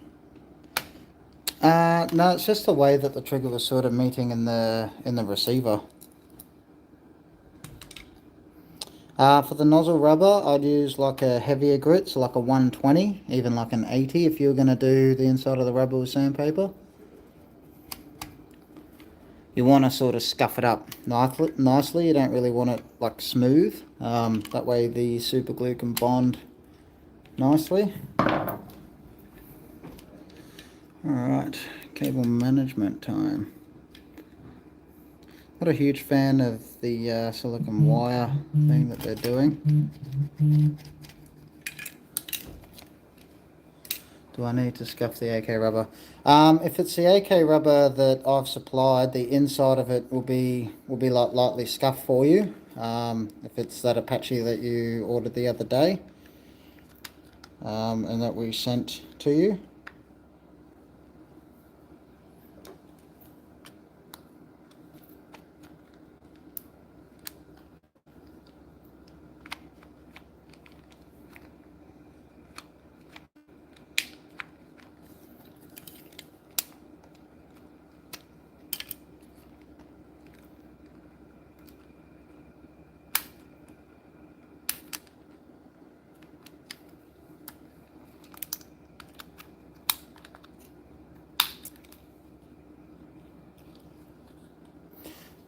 Man, what do you reckon?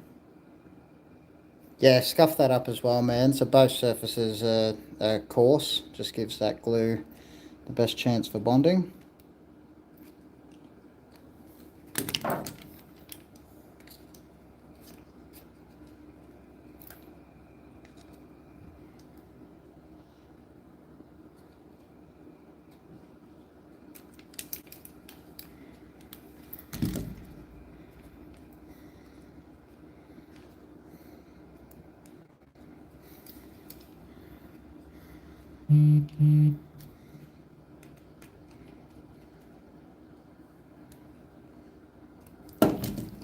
Right.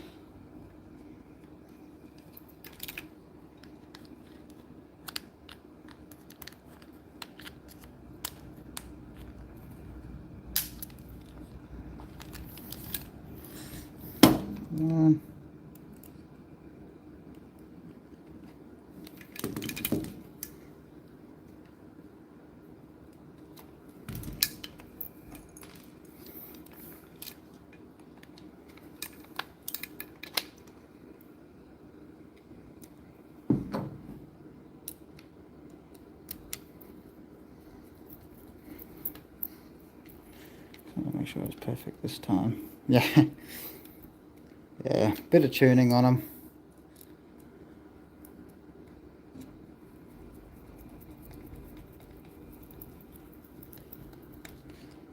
But as you can probably tell, just putting the rubber on without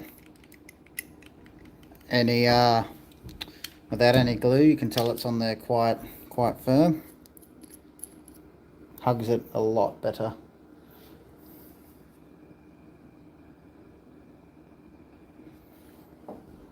Alright, so I'll set up this Apache.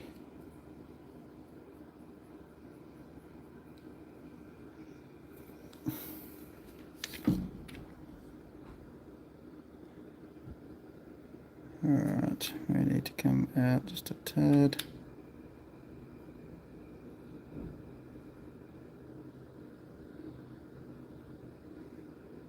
Let's go there.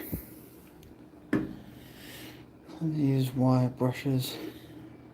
Calibration, still brushes having from fine tuning surfaces scoring. Yeah, I do actually have one. It's just in my old tech bag. Not in this current tech bag, unfortunately. I have not placed it in there.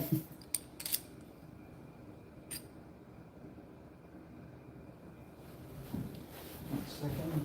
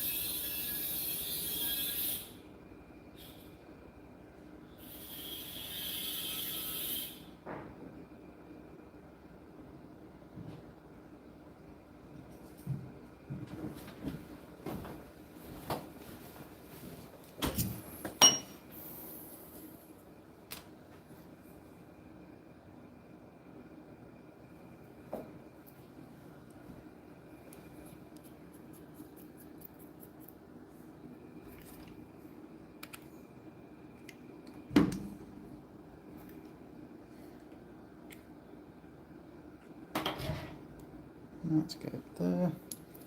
Scuff this one up.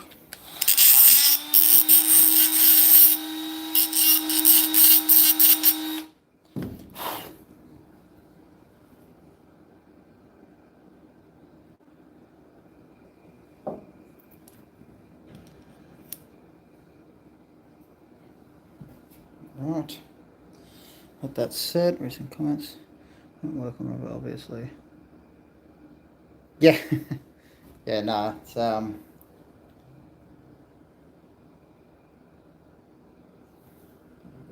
there.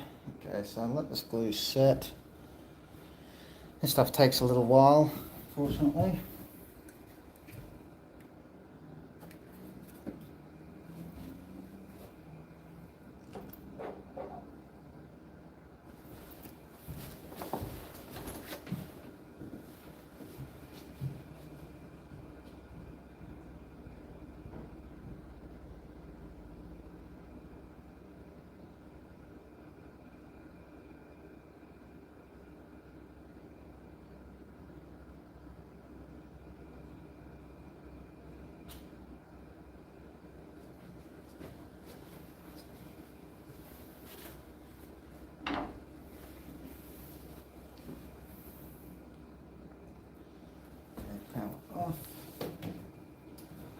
Now, while we do that, let's put this handguard on, which we will need an octopus adapter. Use on this build. Yeah, so generic Gen 8 style mags.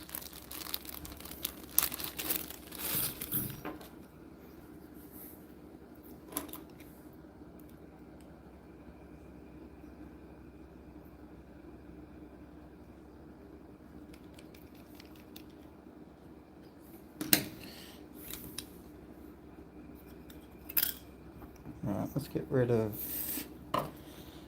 this.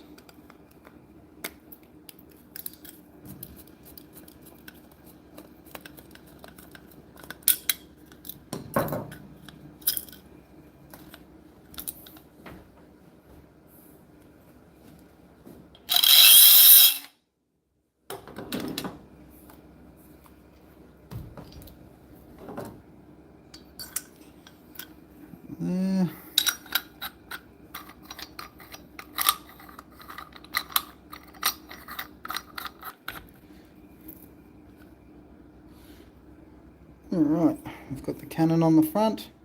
It's got the speedball cannon.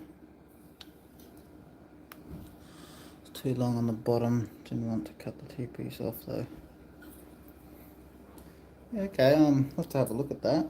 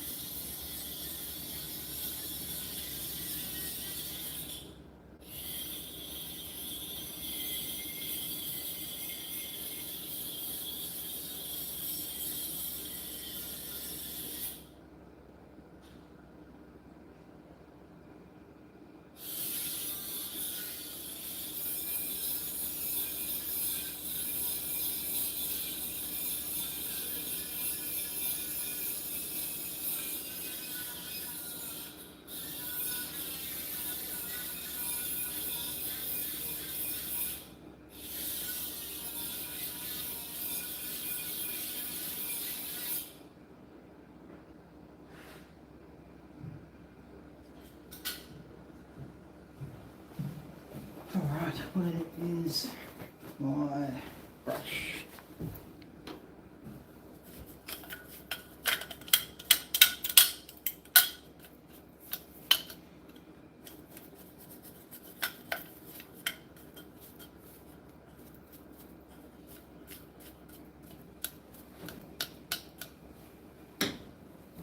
So what I may have to do to clocks, see how this one goes. So see that part there on the mag release?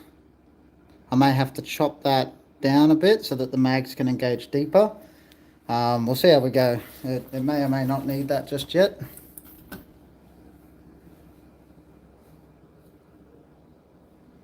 But we will very shortly have our answer.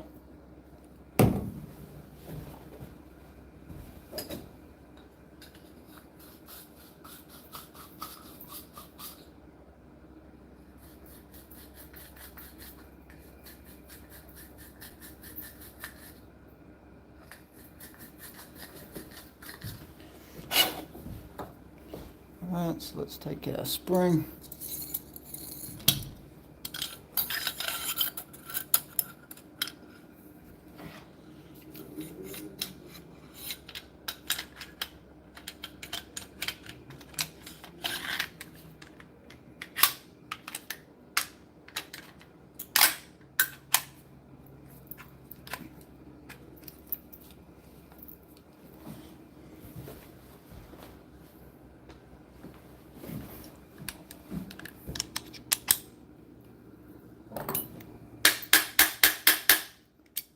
Go back further, there we go. Right,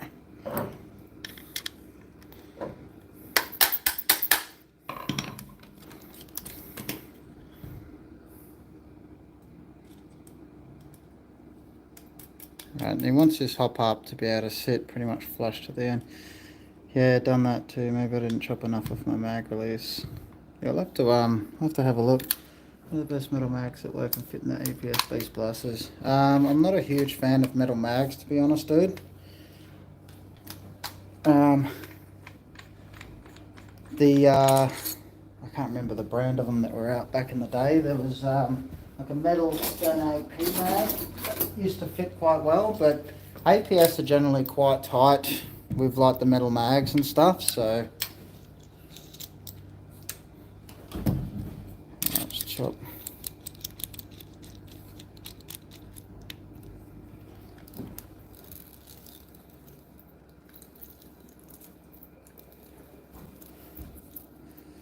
Chop this barrel down.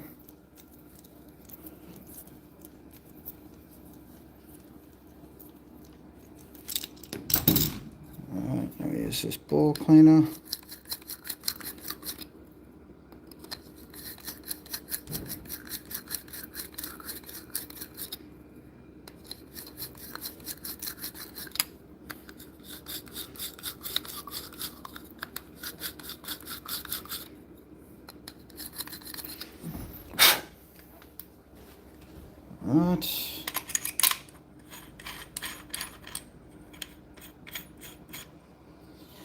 Alright, so now what we're going to do is modify the mag release to hopefully house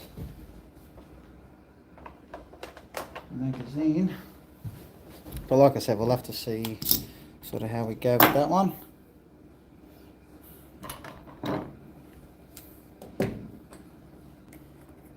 We might run into that issue in the next couple of minutes.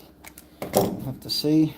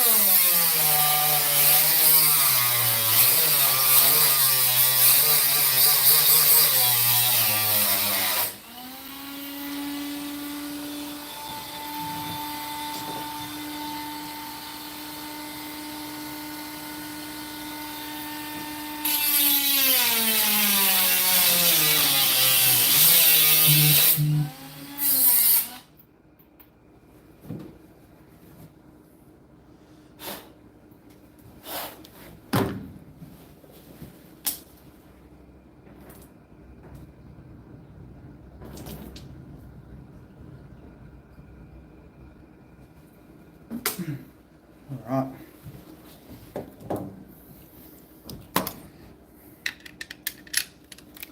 See how we go.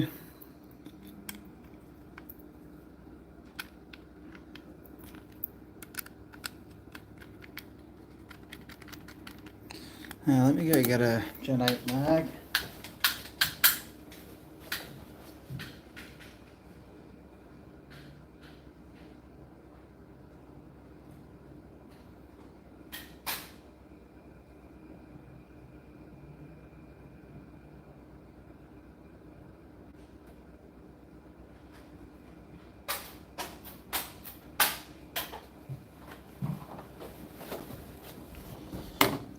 Alright, so that's War Interest mag, sort of Gen 8 style. It's gone in. But I did notice the exact Gen 8 does go in, but you got to give it a bit of a love tap. But that's with modifying the mag release. So I'm going to take that down the slightest little bit more, and it should be gold.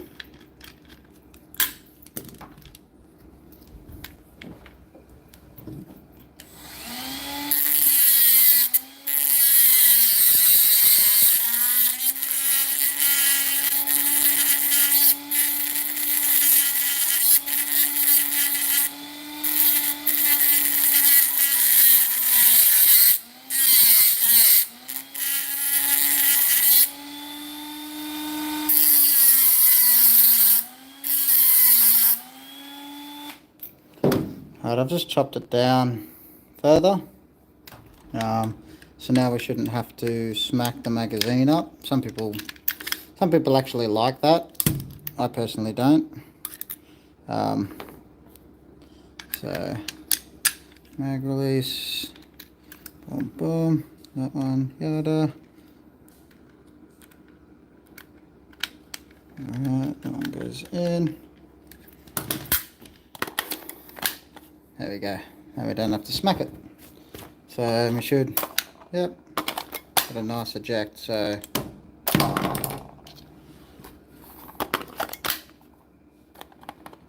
it's good. So let's calibrate the levi now. Not sure what battery is that. What?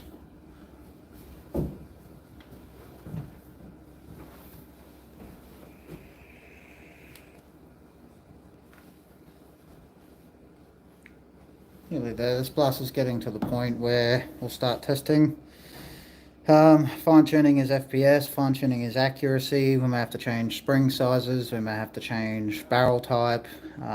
So just getting it to the point that the customer wants it at. And what he wants it for is pretty much the big thing now.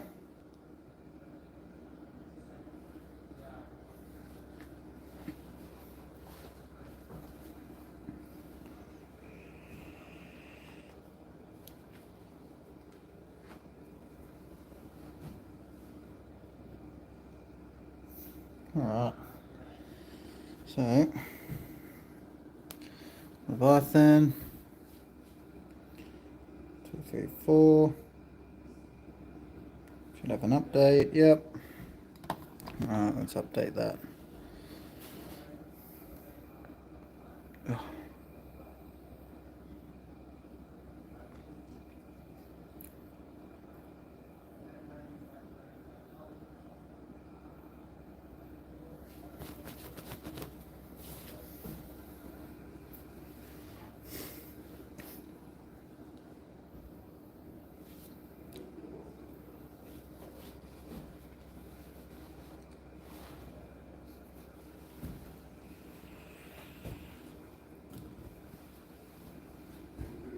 Welcome back, Tucker.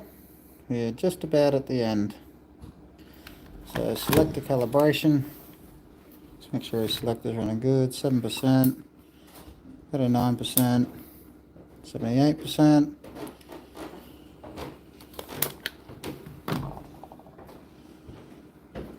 Because we're running a brushless, turn off all the active brake. He is going to be running this as a speedball build, so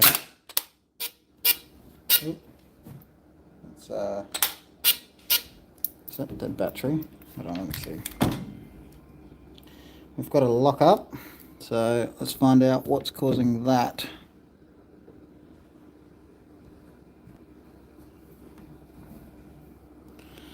One, 2, 3, 4. No. Alright, so the one shot was at 23 amps and semi. What are we at? 12.3, so it's not a battery issue. Alright, so now we're going to have to see. So this is a bit of diagnose. What's caused that?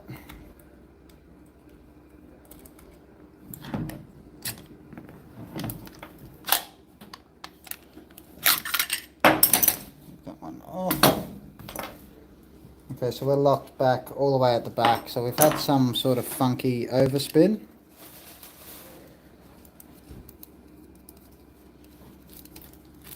On the sector. As you can see through that hole there, we are all the way back and there's still teeth there, even though it's short stroke 3. So there's been some sort of over rotation going on there. So what I'll do is unjam the gearbox and we'll turn the precock off and try again.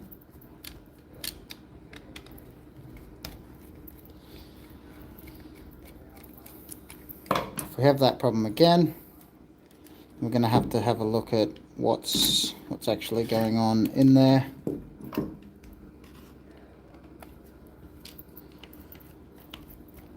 First shot was 23 amps, which not too bad, but then it locked straight up, so we haven't got to fine tune it yet.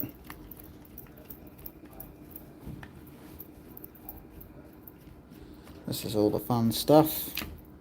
And this is what we wanted you guys to see, that it is, you know, there is things to go over when you're doing a build and fine tuning and things like that. Some go together perfectly, like that DSG did in the tack edge stream that we did.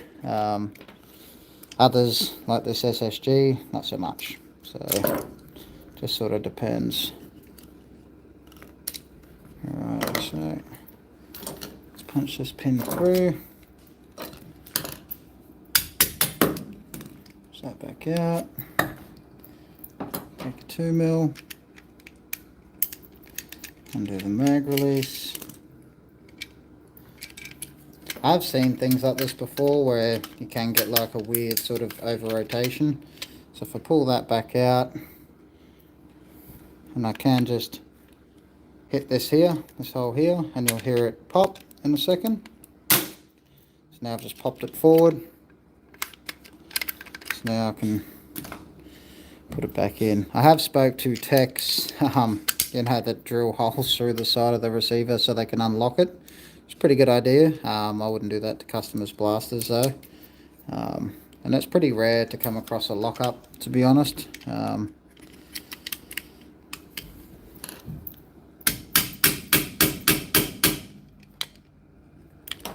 a tight one, that one. Jesus.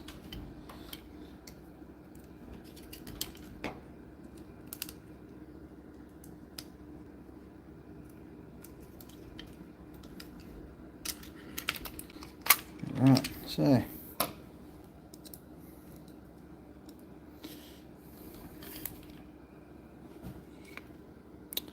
yeah, I'm not exactly sure what happened just there, but I've seen things like that happen before. Let's go again.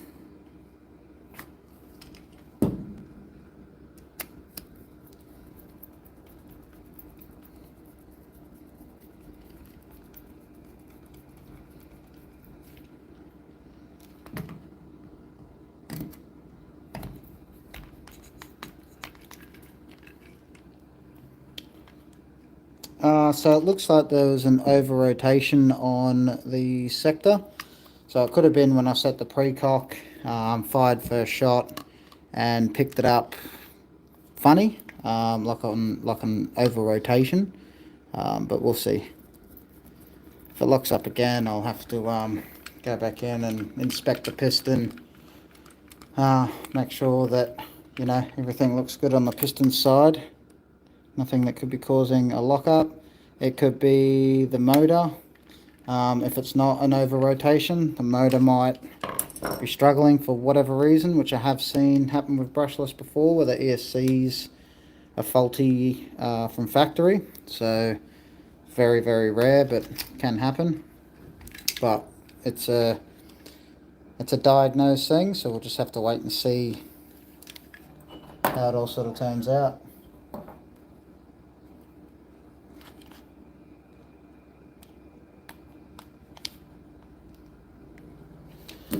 This back on. This is one of the reasons why I don't like these silicone wires too much.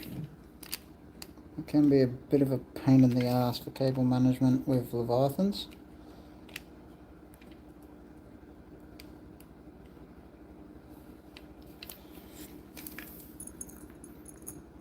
Alright.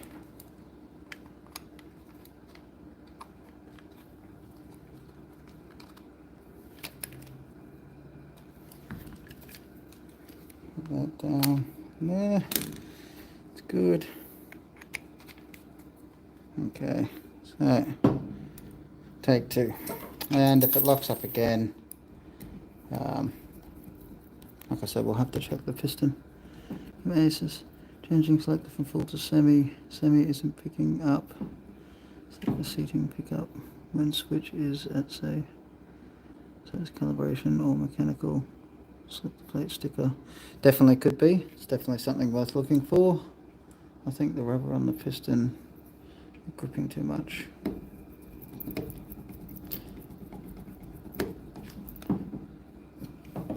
So before I go too far,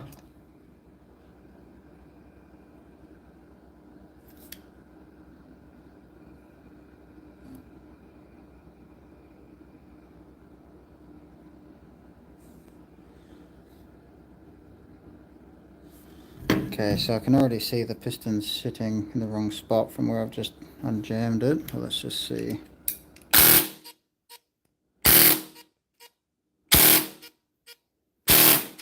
Okay, now we have like a calibration thing going on. So let's go back in, check our optical light detection and calibration. So semi, so we want to go into optical cycle calibration. We want to bring this down.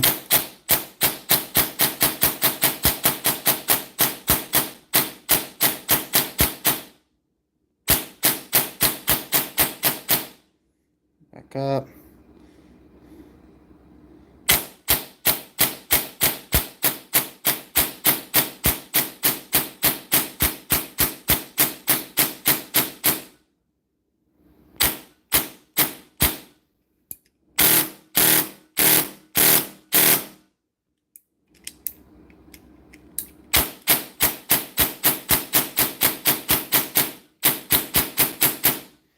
Yeah, it's rare to get issues with it. Like I said, I've built 200-300 with them, and they're not. It's not that common a problem. Perrins are alright. They're a good mid-tier Mosfet, and they do work well on high-end stuff as well. But yeah, I don't see why people have got to be, you know, Titan this, Perrin that, Leviathan this. We install everything here. Asdas, Big R's, Perrins, Levi's, Titans. Perrins, if people supply it. Done many a build with those. Yeah, it just depends. They all work, and they all have quirks, and they all have their own little issues. So let's just go through. So we've got motor. As you can see though, Sabin, notice the rubber nozzle staying on. So that used to be a problem before, as you know, being in gel ball, that rubber nozzles can go flying at the first shots, especially the rubbers. So yeah, not a problem anymore. Not a problem at all. So yeah, we are getting, it's a 12-volt battery, so it's not fully charged.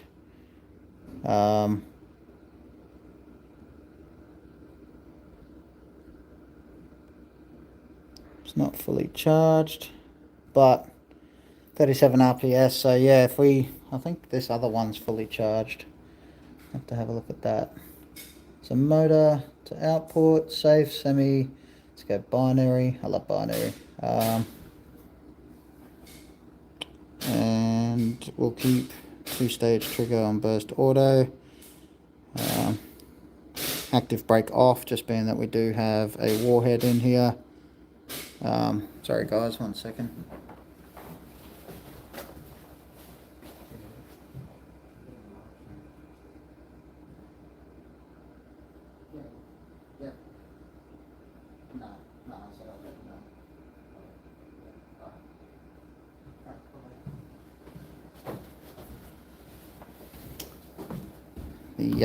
The wifey calling.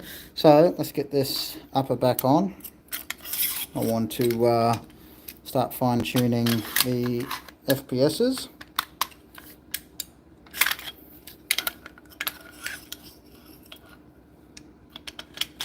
Yeah, no, I wouldn't try that with the gold gens.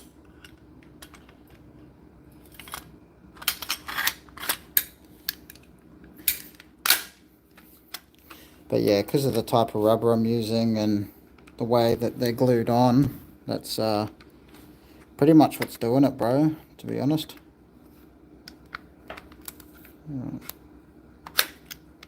There we go. Go back. The pin through.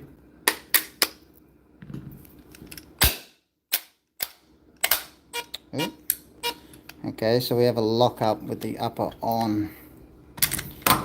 So it's not a Levi issue.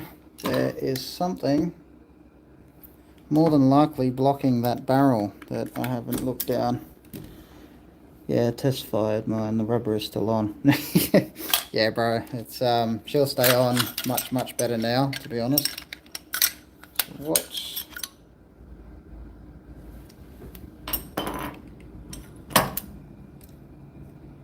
Yeah, so once again we're locking up all the way back, but we're short stroke 3, so there's an over rotation happening.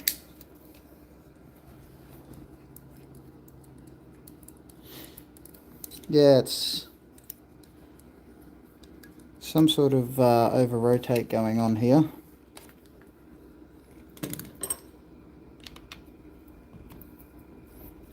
As soon as it locks up though, yeah, you don't want to keep pulling the trigger. But you'll see it's locked all the way back, so time to grow some X-Tac booms. Yeah, X-Tac booms are one of my favorites. Very consistent gel.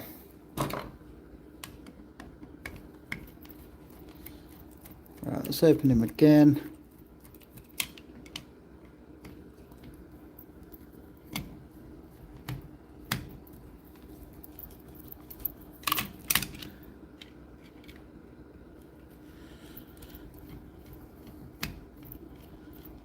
Gels due one in grow time. At the moment, there's a bit of a drought with gels. X-Tac booms, iHobbies, Ultra Elites, generally like a 3-hour control grow. Cold water, drain them off, like just normal room temp water. Drain them off and put them in an airtight container. It's general, it just depends on what gels you're using though. Luckily I still have a kg. Oh, you lucky bastard. Yeah, it's that's lucky. Right, so once again you can see it's locked all the way back. So we've got some sort of funky over rotation going on. There's no way it can go all the way back because it is short stroke 3 teeth, so some sort of blockage going on there. Let's open him up and just double check everything before I close it back up. X-Tacs for 2.5 hours for 7.1 barrel or 2 hour. Yeah, so 7.1 mil barrel being tight bore. Definitely want to control gram a bit more. A lot of blasters that we build for people, they could be running at a mil sim, they could be running anywhere, and gels get dry. So in like 7.1 mil barrels, that, you know, being a mil sim, it's quite long a barrel. Gels clog up in the barrels because they'll go out to a mil sim, fill their magazines up, the gels will dry out in their magazines over the course of 2 hours before they really shoot it, and yeah, they go to fire them, and being tight bore, they block up. So I generally put, you know, mil simmers on 7.3 or 7.4 mil barrels, 7.3 at minimum, 7.5 a lot of the times if it's purely a mil simmer.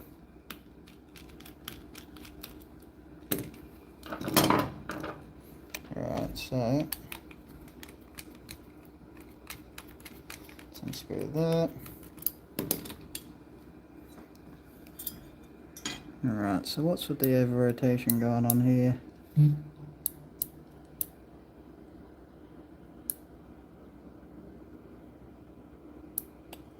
think I see the problem.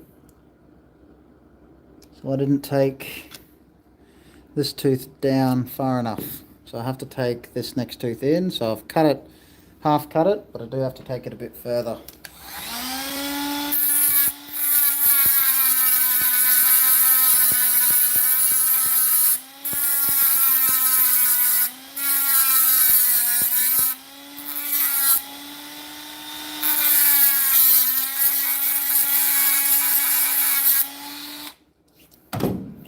Alright, so it's half cut, a bit further down, and still on that 45-degree angle.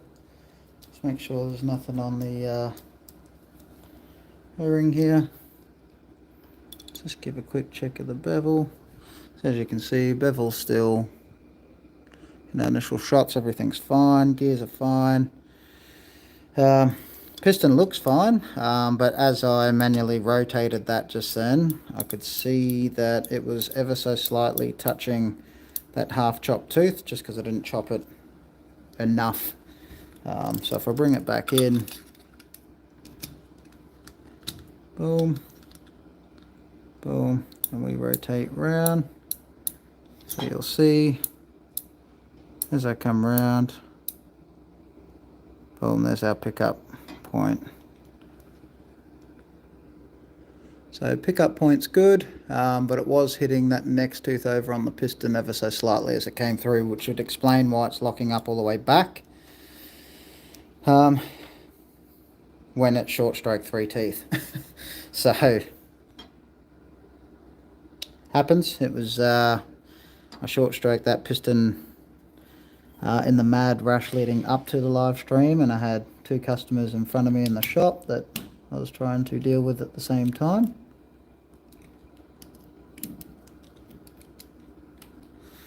So let's close him back up and continue.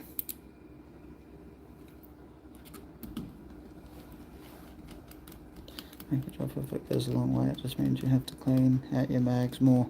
Yeah, Yeah, a lot of the milsimmers do. Either dishwashing liquid, some use that baby oil thing. Soapy wonder for the win. Definitely.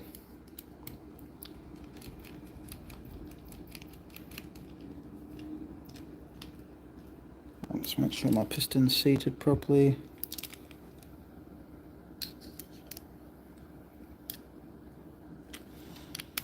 I had a slight feeling just then that piston wasn't seated properly.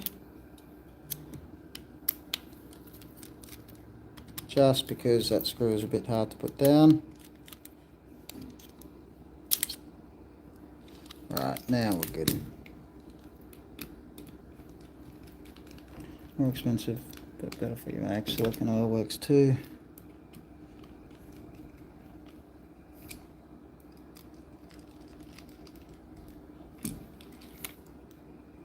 Alright, piston's sitting in there good.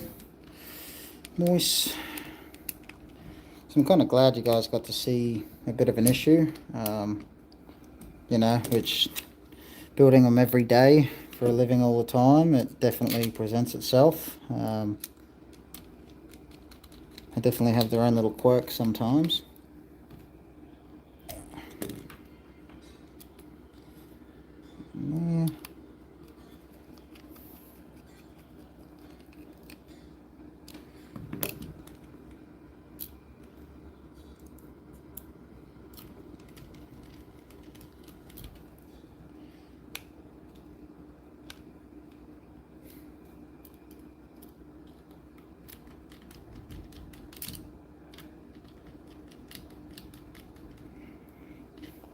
Yeah.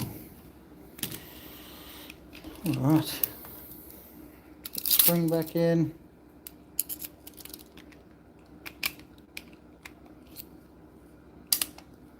Boom. Would you look at that? So, fingers crossed we don't get another bloody lockup, because that would make me start to scratch my head a little bit, and I would begin to be suspecting maybe an issue with this particular piston. So, but when I manually cycled it, I could see that it was actually clipping that next tooth along. Did you put the O-ring back on the piston? Oh my god. No, I did not. Thank you, Nicholas, because I would have gone to test and gone, oh shit. So back in the day, there's a lot of times I'd forget to put like a return spring on, or the anti-reverse latch was another classic. You know, you'd shoot it and you'd hear the gearbox roll backwards. Thanks for that bloody deny there. That would have been frustrating. You know, you could have just go all the way to the end and then messaged it right at the end. That would have been good for a laugh. Also better for moving parts that come in contact with the gels. Yeah, definitely. Definitely. Silicon oil can't hurt. You know, it's not going to damage any electronics or anything. Was tempted. Oh man, that would really top my Friday. You know, it's the sort of shit that even I laugh at. Because if you don't laugh, you just get mad. So, yeah, it's funny. I laugh at my own demise more often than not. That's all you really can do. Screw here.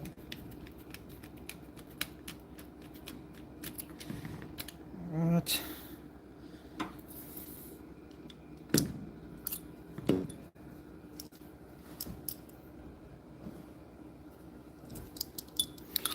Right.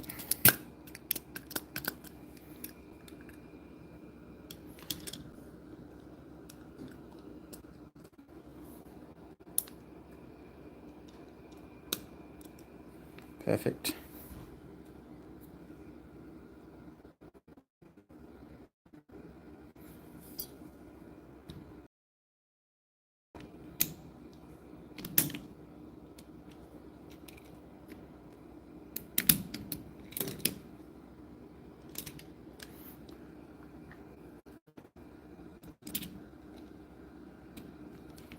Who's keen on a new Aztech? Oh, that'll be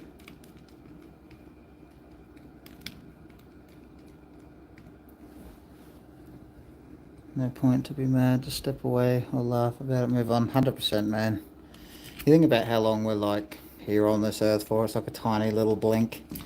Got no time to be mad, man. I've got 2 little girls and a wifey, and I do what I love for a living, so I've got nothing to be mad about. I have a design. I have to design a barrel shim at the moment. Oh, nice.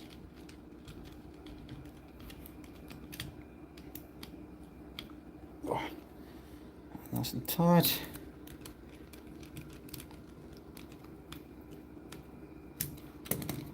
All I know is Nicholas in the chat deserves, like, are you listening, Bob?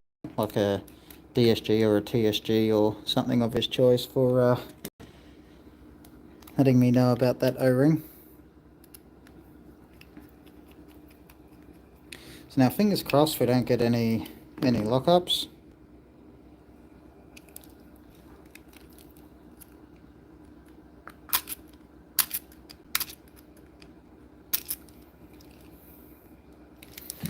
I'm just going to manually cycle this real quick, just to make sure that everything's hunky-dory and that we don't get any strangeness happen.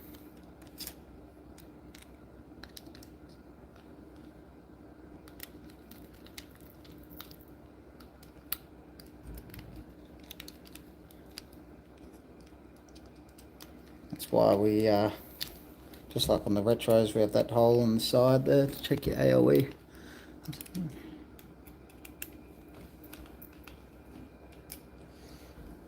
Alright, so I've got one.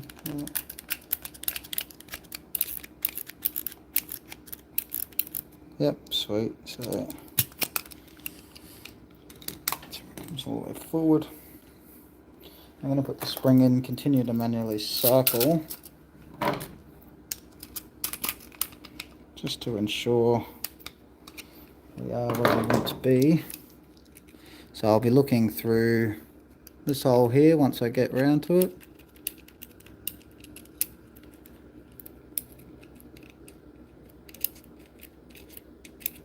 Can't see, there we go. Okay, perfect. Not sure how well you guys can see down in there, but it's engaging the pickup tooth of the piston at the right angle, so we are pretty good.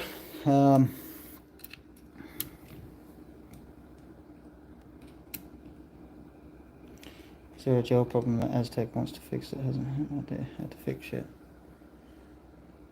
Hasn't had an idea how to fix it. A gel problem. The only gel problem I really see at the moment is that I want airsoft now. Sick of waiting. Sick of playing these sick demented games with the government. Just give us airsoft. Give us range and accuracy. That's the main gel problem I have. Especially because I talk to a lot of airsoft techs all the time, and yeah, it just sucks that we don't get that as well.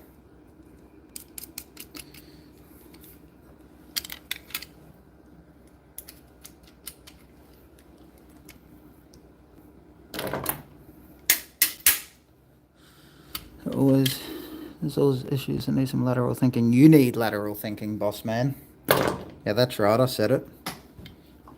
Come get me. Was working on solutions but need to come naturally. Oh, who do you sound like now, huh? Need to come naturally. Jesus, that's sexual.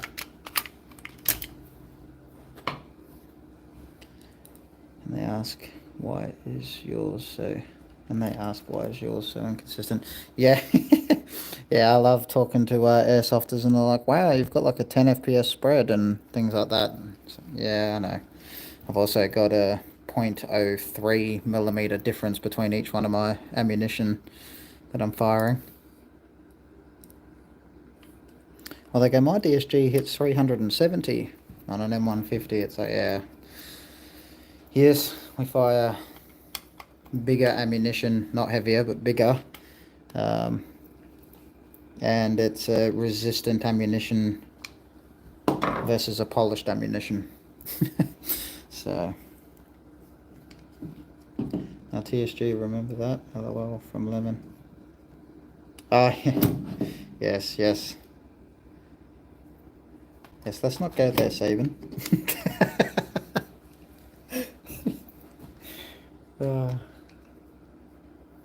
Look, when people tell us that we can't do something, it lights a fire under us. Our thing is never say never. Is everything perfect? No. Are we trying to make things perfect? Most definitely. Yeah, there'll always be work. 9 years ago, retros were sort of shunned upon because they had a plethora of issues when they released. Mixed reviews. People loved them and hated them, and now they're one of the, well, probably the most gone to gearbox in airsoft for CNC. I want to advance the carries extra gels and what of it instantly drains and speed loads. Thinking for the longer mill sims, nothing worse than small balls. Yes, definitely nothing worse than small balls. But yeah, I did mention something to Bossman about a device, but he shunned that one. So what he'll do is he'll shun it, and then in a couple months' time he'll go, you know what, I've got an idea. And that's how it generally goes. Actually curious, what's the lowest differential variance in gel ball FPS wise? Generally 3 to 4 FPS. If your gels are super consistent, it depends on batch of gels, build, things like that. But yeah, like Saban said, like 5 FPS. You know, it just depends on your batch of gels. You know, how much mercury is in your water. Oh, look at him, here he comes. He's come out from his little den. Have you climbed down from your ivory tower to come and talk to us all? Hey, I've been busy paying wages. Really? Yes. Yeah, fair enough. Yeah.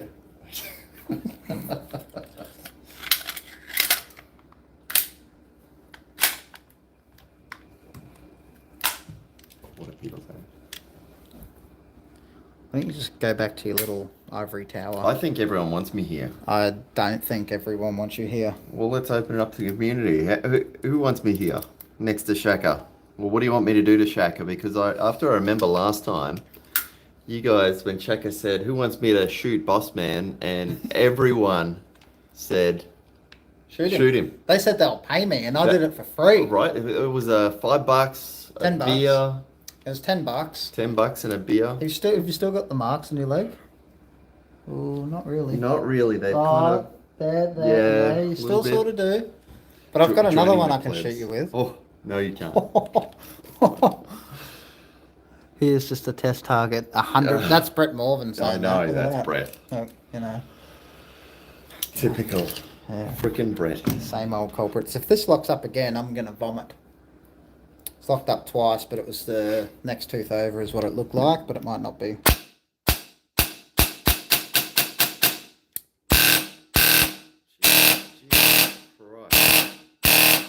Oh, I'm so shooting you with this. That is out of control. I'm going to shoot you with this. No.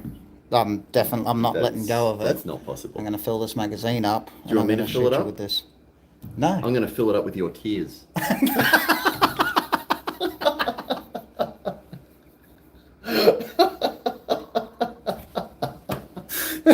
Fuck you! You piece of shit! Oh, see what I have to put up with? I couldn't keep a straight face then. That was a good one. He got me good. He got me good with that one. Yes, a dramatic tension adds. You know, this thing's probably going to be like 360. The thing with Shaka builds, 60. They work 60. What is it? 60% of the time. They work every time. Every time. Oh! No. Ah! Oh! Oh! That was an accident. Oh, that was not an accident. Can you bring the phone? Let's get Connor on the first shots. Let's just show them what you just felt. I don't know what it is. That was magical. That's not good. That was definitely magical. That's definitely painful. Where did it Where get is you? it? Oh, they're the There long we are. delayed ones. Wow, they're not even like a small circle. Yeah, that's nice. Hold on, let's see what FPS that is. The DSG left instant bleeding. That's what Aztec lube should be called. Shaka's tears. That's a good one. We should put it like on like real tiny writing on the back. We should. Where's your hat? I took it off. I don't know what FPS this is going to be, so we need to fine tune it, stuff like that. But It's loud as hell. uh, She needs a bit of work. Little bit of 350, tuning. 338, 339, 339, 357, 351. got a couple of big gels in there, I think, but.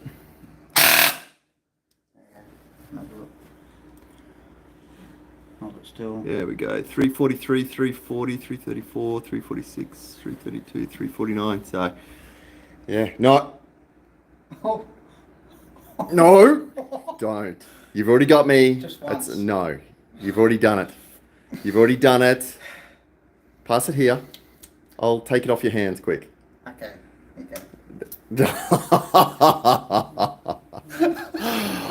That's just mean. Oh, Brett Morvan's do it. Do it. What do you say? Do it. Yes. Yeah, here we go. There we go. Fuck you. Such a nasty boss. Shoot you in the dick. No, I need to use that later. No, you don't. Look, sleeping with your hand doesn't count. Oh, God. I need to go ahead from like at least 3 people. You won't do it. Look, Brett, he's peer pressuring me. I'm gonna have to give in a second. If one more person peer pressures me, I'm shooting Brent right in the ass. No, they won't do it. They won't come on. Fuck's sake. You won't do it. Oh!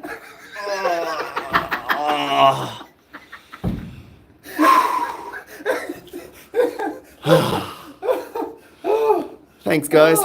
It's very kind of you to. I love working here. Yeah. It's kind of on the painful side. Alright, that's enough shooting, boss man. I do want to keep my job, unfortunately. Yeah, it's just creeping up a bit. This mag's pretty much empty though, so it's starting to skip a little bit. There we go. 347, 346, 354, 341, 358. So a little bit more tuning, fine tuning, and no, I fixed it. I fixed it and cleaned it. You cleaned the chrono? I cleaned the chrono. Wow. All right. Look at you go. Yeah. It's almost like you work in a gel ball shop. Wow, I know. Had to happen eventually. See what semi is, if it's double feeding or not. Some binary.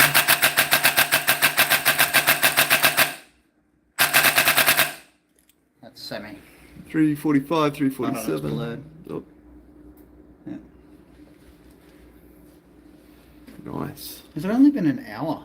No, it's been 2.5 hours. Oh, that cut in and out. Yeah, must have. But that's...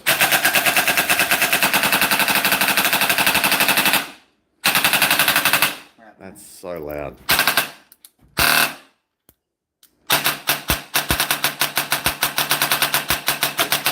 Oh, there's one left in there that... Dead empty. All we need is now a mag that can feed at over 100 rounds per second. Lucky someone's working on that. Right?